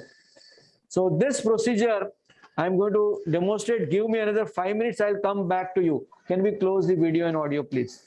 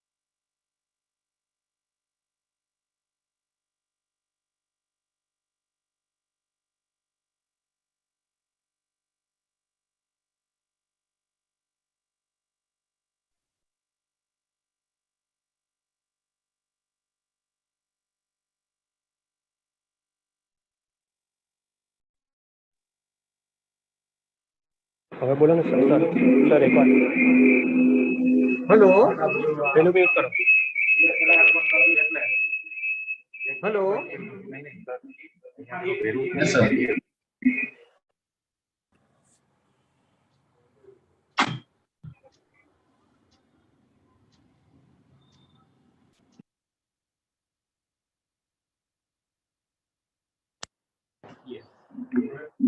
Hello.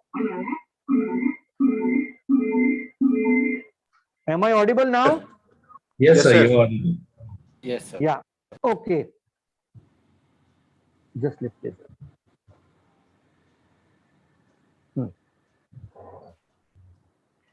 So,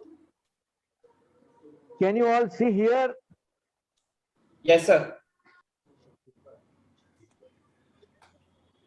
Speaker.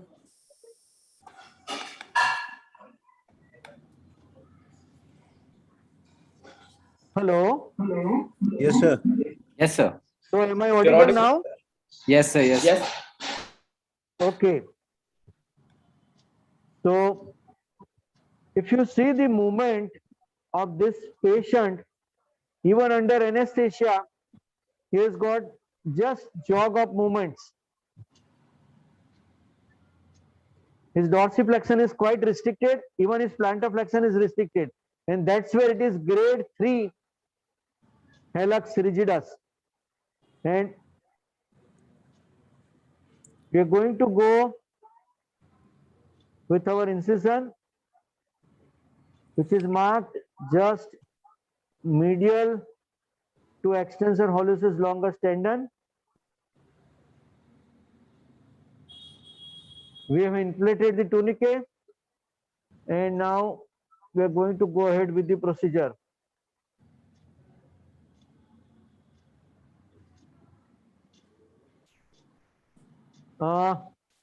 Unfortunately, the pickup, please, Rajesh. Battery of camera got discharged, so we are now showing you through the cell phone. So there are some limitations where we may not be able to zoom in a lot. Yeah. Audrey, please.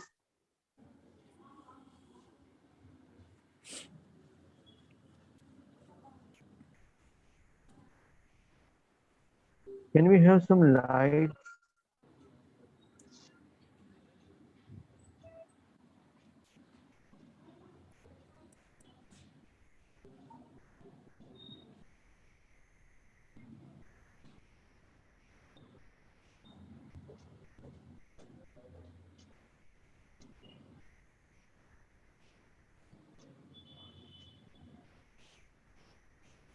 So this is the sheath of extensor hallucis longus, which I am cutting, and I am going to mobilize the extensor hallucis longus. I am going to mobilize, please keep quiet, please. Audrey, please. So I'm going to mobilize extensor hallucis longus on a lateral side.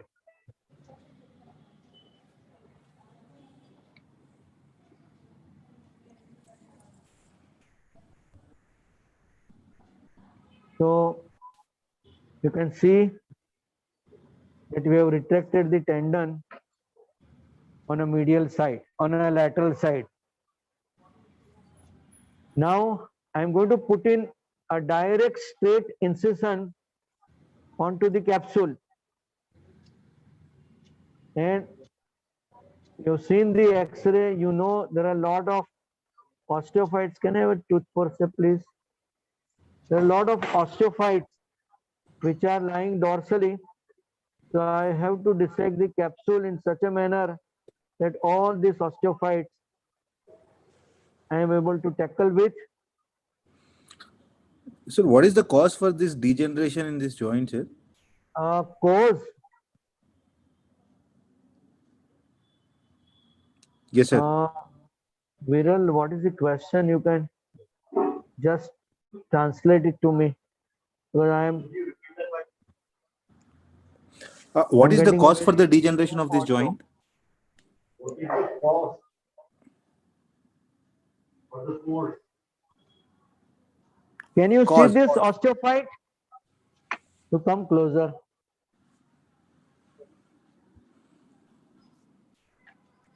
Sir, can that light be turned a bit dim? It's quite bright. Can't see. Okay. If the light can be turned dim. Okay, turn light dim.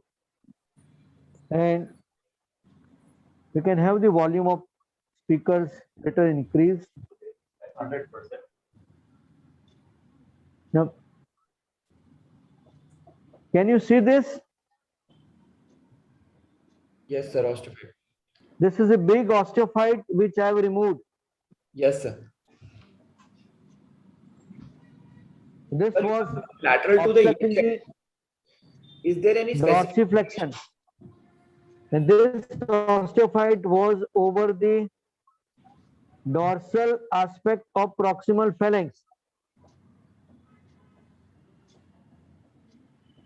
And there's a big osteophyte here onto the dorsal aspect of proximal phalanx. Are you able to see? Yes, sir. Yes, sir. Hmm? Okay.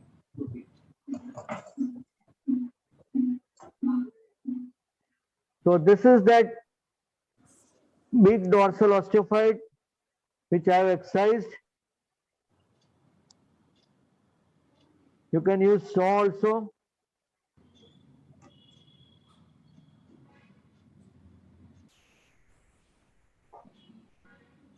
And now, once I have just excised the osteophyte, there is increase into the movement. Focus, focus, focus.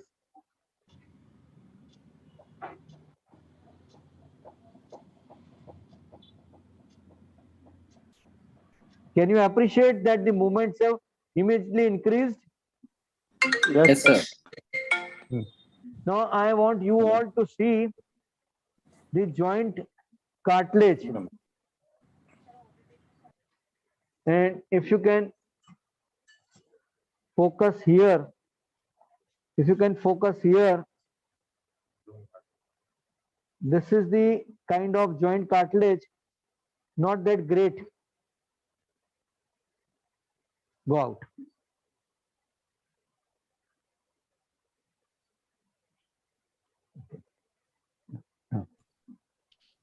So I am going to go on a medial as well as lateral side. I am going to clear medial as well as lateral osteophytes. There is a big osteophyte on a medial surface. Spike, please.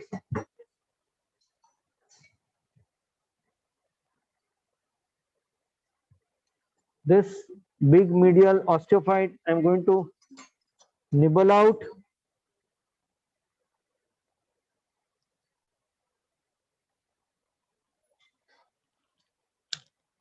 And I have made the surface round.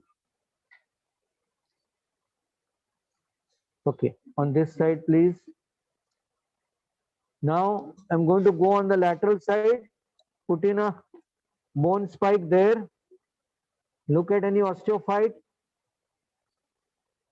And if it is there, I'm going to clean that up.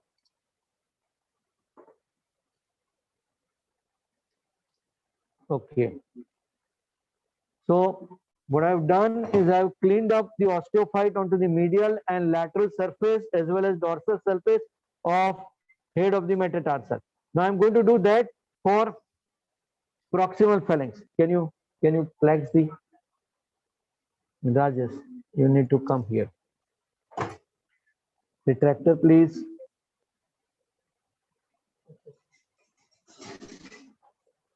So there is a osteophyte at the medial aspect of proximal phalanx, which I am going to nibble out.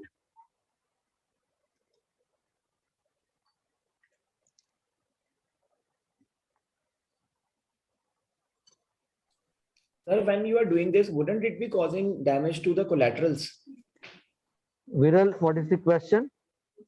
Sir, I'm asking that when we are nibbling this on the medial side, wouldn't this be damaging the collaterals? When we are doing this on the medial, would this be damaging the collaterals?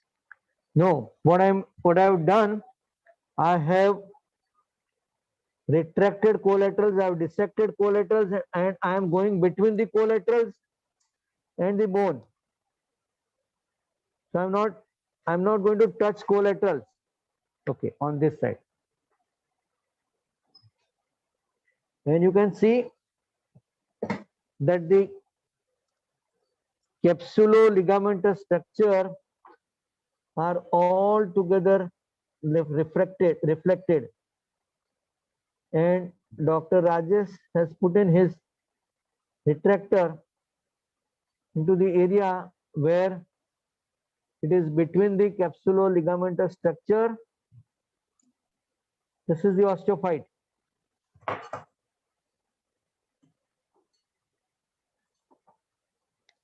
Flex it phalanx, please.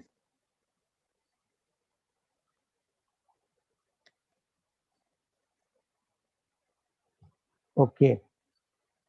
So we have removed the osteophytes from the dorsal aspect of proximal phalanx and that of the dorsal aspect of the head of the metatarsal. Now, the next step is to excise 30% of, can I have a pen? 30% of the dorsal surface of first metatarsal. We just push it back. So I am going to excise. Okay. Can I use cautery and sew all of them?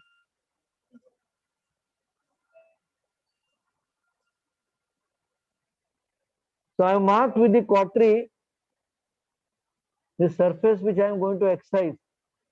So 30% of the cortical, 30% of the articular surface of great first metatarsal is what I am going to excise with a sharp osteotome.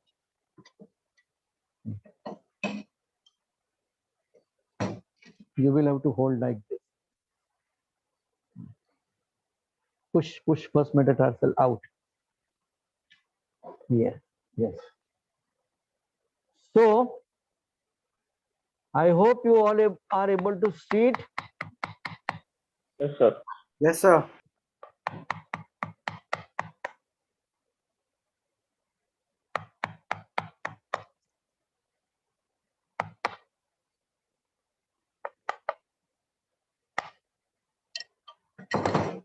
Knife, please.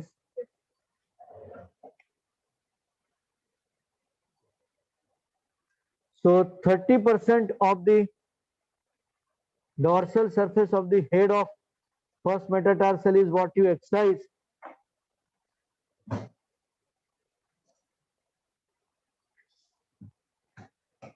And now I'm just going to show you the movement. Just remove.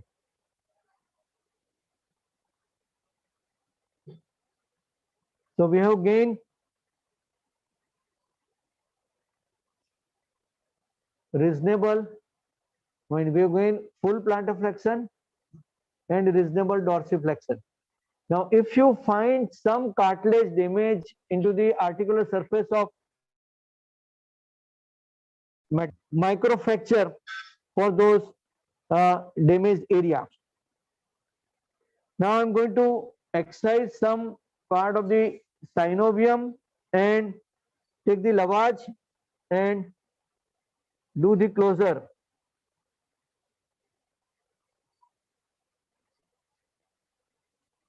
You may do it for a sec.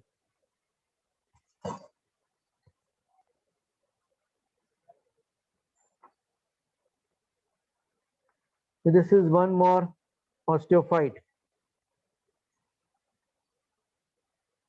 And this is the dirty synovium, part of the synovium which I am going to excise.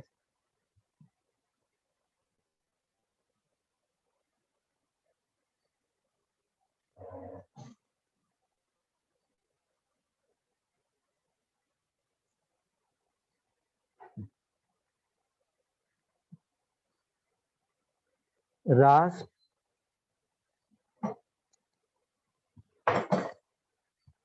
So I am going to smoothen out these surfaces. Take wash, lavage, apply bone wax and close it. Lavage, wash.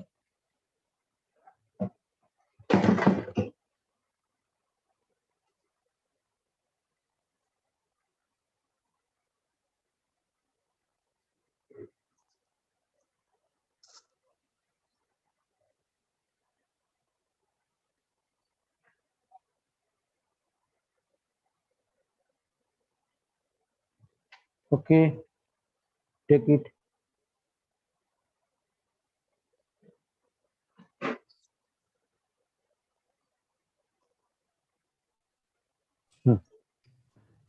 Sir, would you consider interposition arthroplasty or Keller's type procedure for this because the Bone joint is wax? arthritic?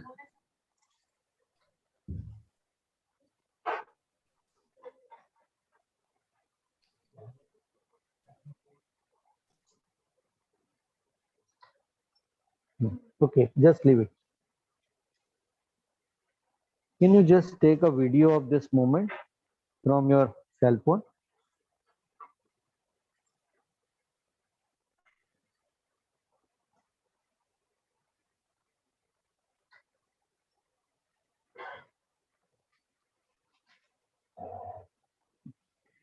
And I would wish all of you to see the three very big osteophytes which we removed, which were blocking the movement of this patient. So it is freeze there.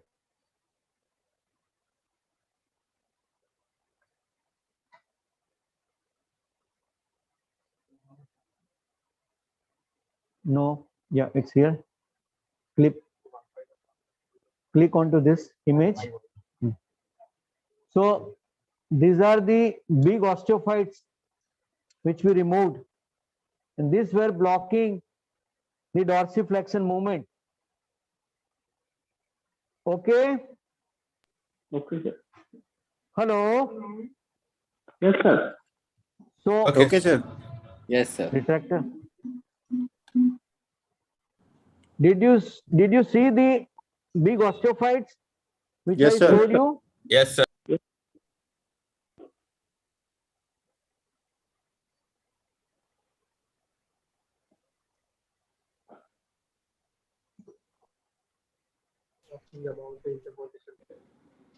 Okay. Interposition arthroplasty is not described for the first MTP, but yes. Okay, just leave it. So you close the capsule. Okay, close the microphone. I'll join through my cell phone.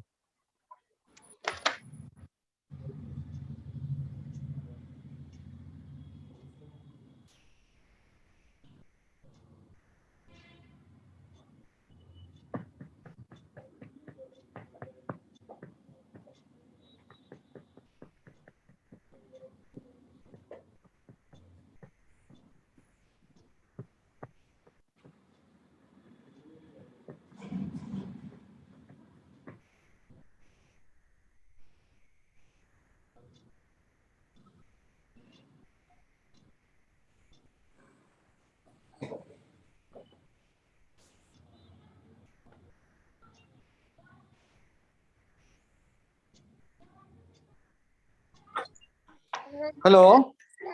Yes, sir. Yeah. Sir. So that was all about the keilectomy, where you excite. I'm sorry because we had issues of camera battery, so we had to show it through the cell phone.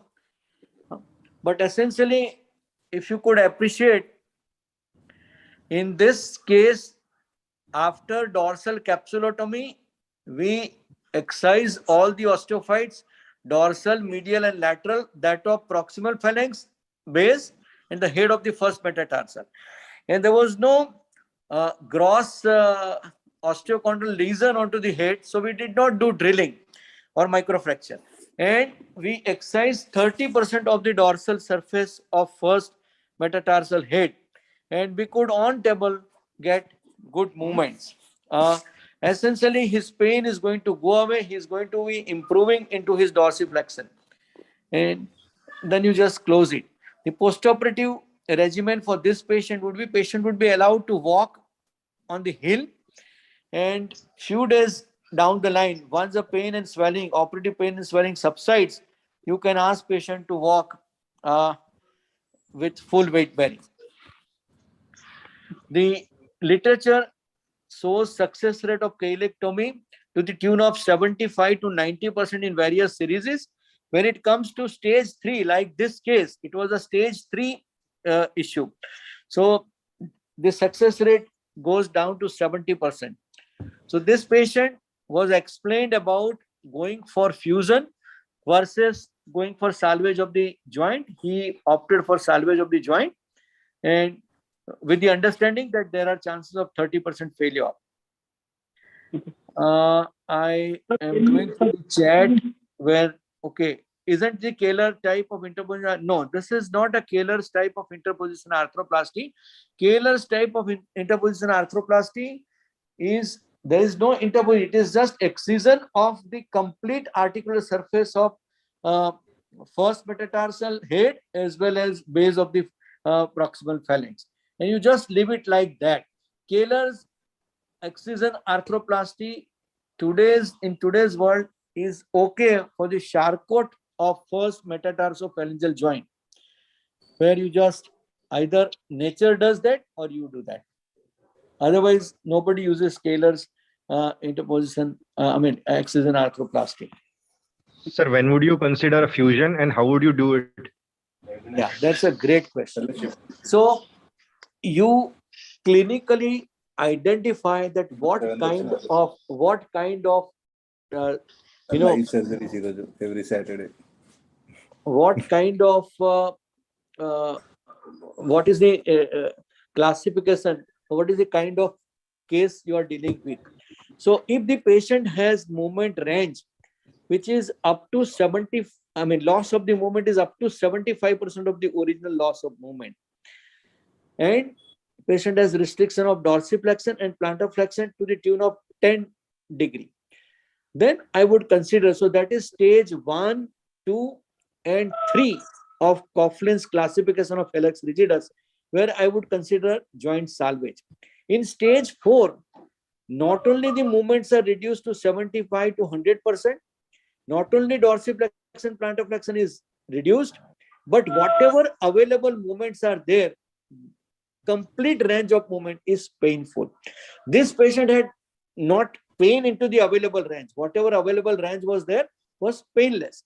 And there is a test called as grind test. So you press the proximal phalanx over the head of the first metatarsal, and giving the pressure, with that pressure on, you dorsiflex and plantar flex your great toe and see whether you are you are getting cratting as well as pain. So in an available range which is quite restricted with pain, then I'm going to go for fusion. Now fusion is done into 10 to 15 degree of dorsiflexion, 10 to 15 degree of valgus, and into the neutral rotation. Now it also depends that if you have a patient who wants to wear a high heel, then you have to put in your MTP joint into more dorsiflexion. So this is where you would change. Otherwise, by and large, it is 10 to 15 degree of dorsiflexion, 10 to 15 degree of valgus without any rotation. And you can fix it with cross screws, you can fix it with screw and plate, whatever you have in your armamental, you just fix it. Only thing, you need to give compression. So one among the biggest nightmare regarding foot and ankle surgery, especially for juniors like us, is a chance of wound necrosis. Sir, how you deal with it to prevent it intraoperatively, like use of retractor, bone lever, tourniquet, tissue handling, skin closure, like which suture material to use, when suture removal, any special dressing like that? Okay, so that's a great question. So I agree that the foot and ankle surgeries, when we do, we are almost subcutaneous. So under the skin, you directly have the bone. So periodic release of retractors is very important. At certain places, you don't use tooth forceps, you use a plain forceps. That is very, very important. At certain places, like in calcaneus, you have no touch technique to your flap. That would help you. Tourniquet, barring ankle surgeries, I use tourniquet for foot and ankle surgery. In an ankle surgery, unless I am doing arthroscopy assisted ankle fixation, it is only when my arthroscope is going inside, I am going to inflate the tourniquet, not otherwise. So barring ankle surgery, because there are studies which showed that tourniquet delayed the healing into ankle surgery. So majority of the people worldwide do not use tourniquet for ankle fractures. Barring that, I do use tourniquet, and tissue handling absolutely has to be very, very gentle. Skin closure, we do with 3O ethylone. Usually, if you can avoid utilization of staples onto the forefoot, it would be advisable. Staples are also not used when you are closing calcaneus, right? And the inner layer you're closing with 2O vicryl. I think that answers the question of Ganesh ji. And Prabnoor has a question: any relation of MTPJ fusion with the age of the patient?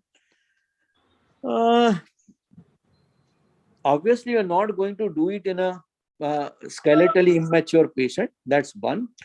For a very old aged comorbid patient, if patient is having a lot of pain and all these things, you could go ahead and just do the Kahler's excision arthroplasty.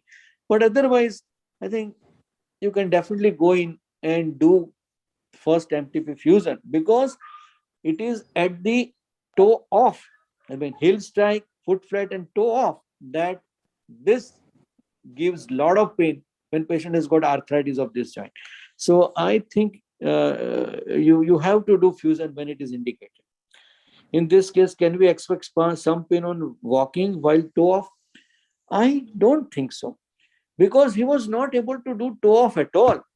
Unfortunately, we had no pre-operative video of this patient about his movements when he was not anesthetized. But even under anesthesia, 3 big osteophytes were completely blocking dorsiflexion. Now, removal of this osteophyte is definitely going to help him.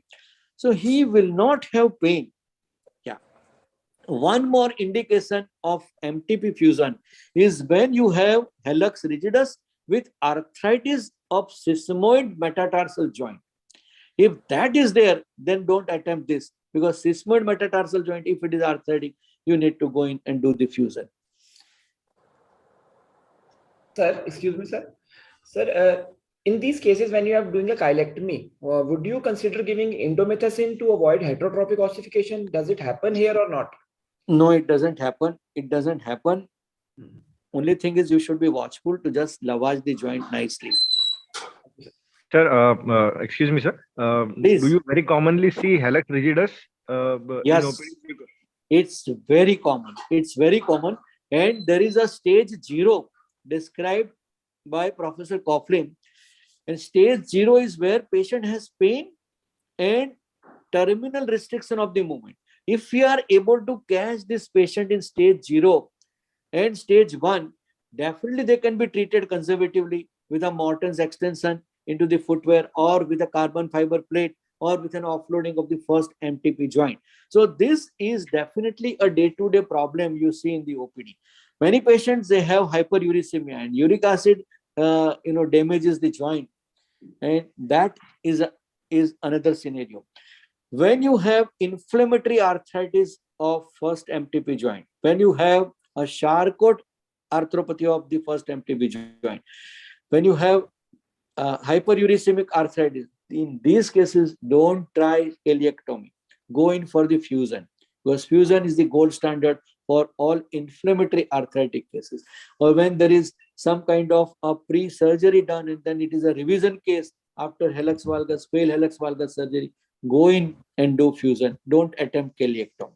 So ileectomy has its own indication, is its own place.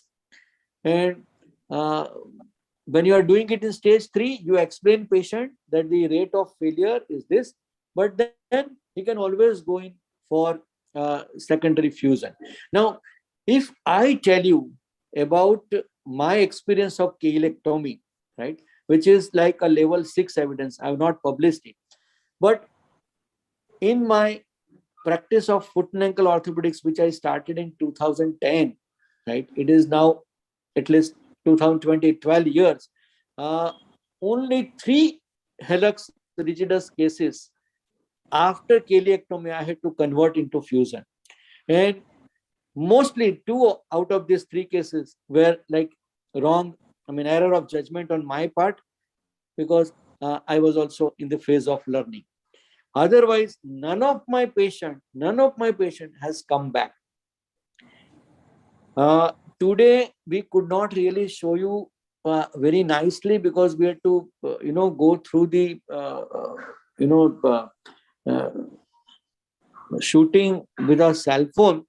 So next Sunday, I am operating an oncosurgeon for a hallux rigidus, and I am going to take complete videos, preoperative videos, and intraoperative step-by-step pictures to show you that how it goes. And I'm going to post it in a group.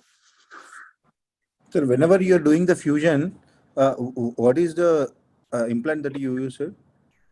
So you can use two set of implants. One are cross screws. If your patient is not affording, you can use 4 cannulated cancellous or 3.5 screws as a cross screws, which also works, provided your screws are not crossing at the level of fusion site.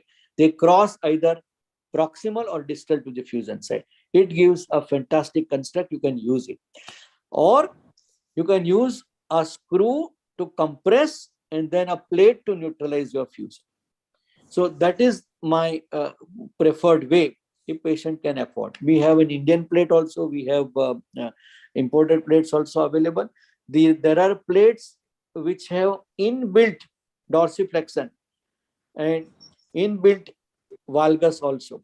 So you can use those plates, but they are all imported plates. For an Indian plate, the most important thing would be that you first fix hallux into the correct position. And how do you know that you have positioned hallux into correct position for fusion? You put in a flat plate. You put in a flat plate underneath the foot of the patient. Okay. Okay. And you check your hallux should be slightly riding up than the plate. So that is the right dorsiflexion. Your hallux should be slightly off the plate when you put in a flat plate. I hope you Yes, sir. follow this. Yeah. And so do you do if you are, bone graft? if there is some space between the plantar aspect of hallux, distal phalanx, and the flat plate which you put in, that means you achieved perfect dorsiflexion. And that is to prevent any ulcer forming, or why is the reason for that slight dorsiflexion, sir? See, it is the position into which your hallux gets into least kind of loading, and it is the natural position when you take, so far as valgus is concerned, there is 5 to 10 degree of valgus. Every hallux is there into 5 to 10 degree of valgus. So it is the ease of reduction of the loads while patient walks. You need to do that. But if you put it in a lot of extension, as you said, patient may have pressure ulcer because of lot of dorsiflexion. Right now, if you have 10 to 15 degree of dorsiflexion, it also automatically serves the purpose of a rocker. When patient walks, he is able to clear the ground easily with less force, less energy wasted. Okay. Excuse me, Thank sir. you, sir. Sir, you said that we can use 2 screws instead of a plate. So usually with these plates, we get the that cone reamers to prepare the joint. How do you prepare the joint when we are using the screws and not the plate? Okay, so that's a great question. So there are 2 types of cut you have for your hallux valgus joint preparation. One is a flat cut. So if you do not have those conical reamers, which are not supplied by the Indian manufacturers, when you operate within Indian plate, so you are not supplied with those kind of conical reamers. So in those kind of cases, you make flat cut, but make sure that you don't end up removing a lot of bone. So that is what is important. And when you have a cup and cone kind of a reamer available, you need to pass one wire into the center of the metatarsal head, one wire into the center of the proximal phalanx, and then for the metatarsal head, you have a kind of a cup reamer, and for the phalanx, you have a cone reamer. And you ream it till you get the bleeding bone. Then you wash it out, drill the articular surfaces with the small K wire, and then adjust hallux into the dorsiflexion and valgus which you want. Fix it temporarily, put in a screw to compress, and then neutralize with the plate. This is how it goes.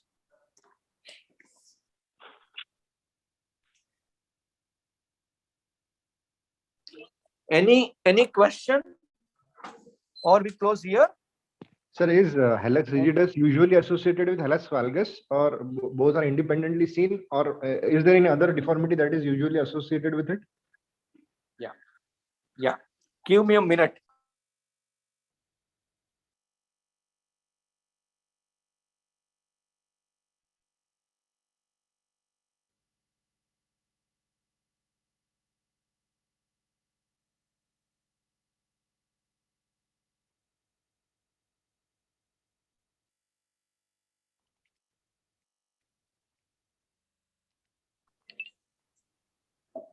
Yeah.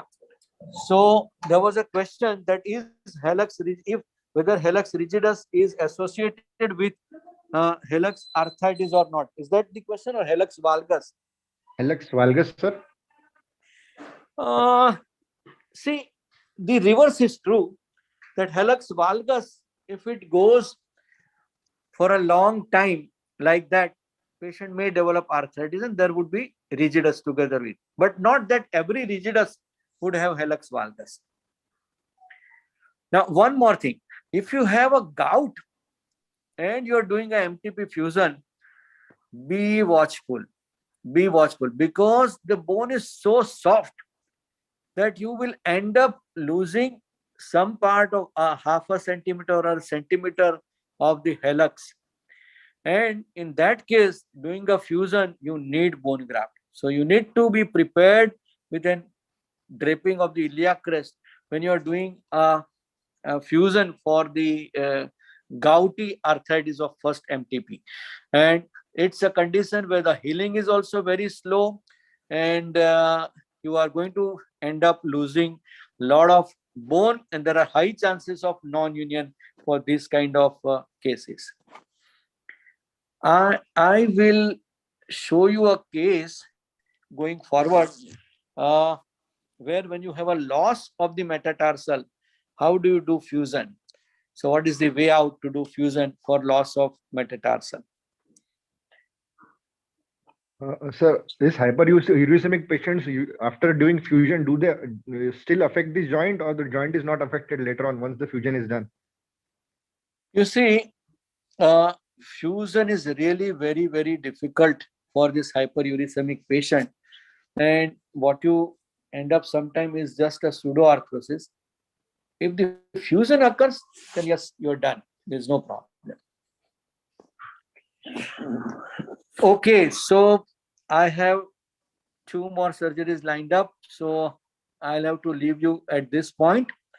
Thank you very much for being with me. And yeah, and apologies if some part of transmission went haywire. Thank you, sir. No, Thank you, sir. Thank you, It was sir. a pleasure. Well, Have a great day. Yeah, and we meet on Sunday by 11. Okay, Tomorrow, where sir? we will discuss calcaneus. Yeah, tomorrow. Okay. Okay. Yeah. Thank you, sir. Actually, yeah. Actually, this transmission happened from my Surat hospital. So I go to Surat hospital once a week. Otherwise, I am based into Baroda. So the staff and all these things, they were just not so much accomplished with this. That's why this. Okay. Thank you and Thank you, bye-bye.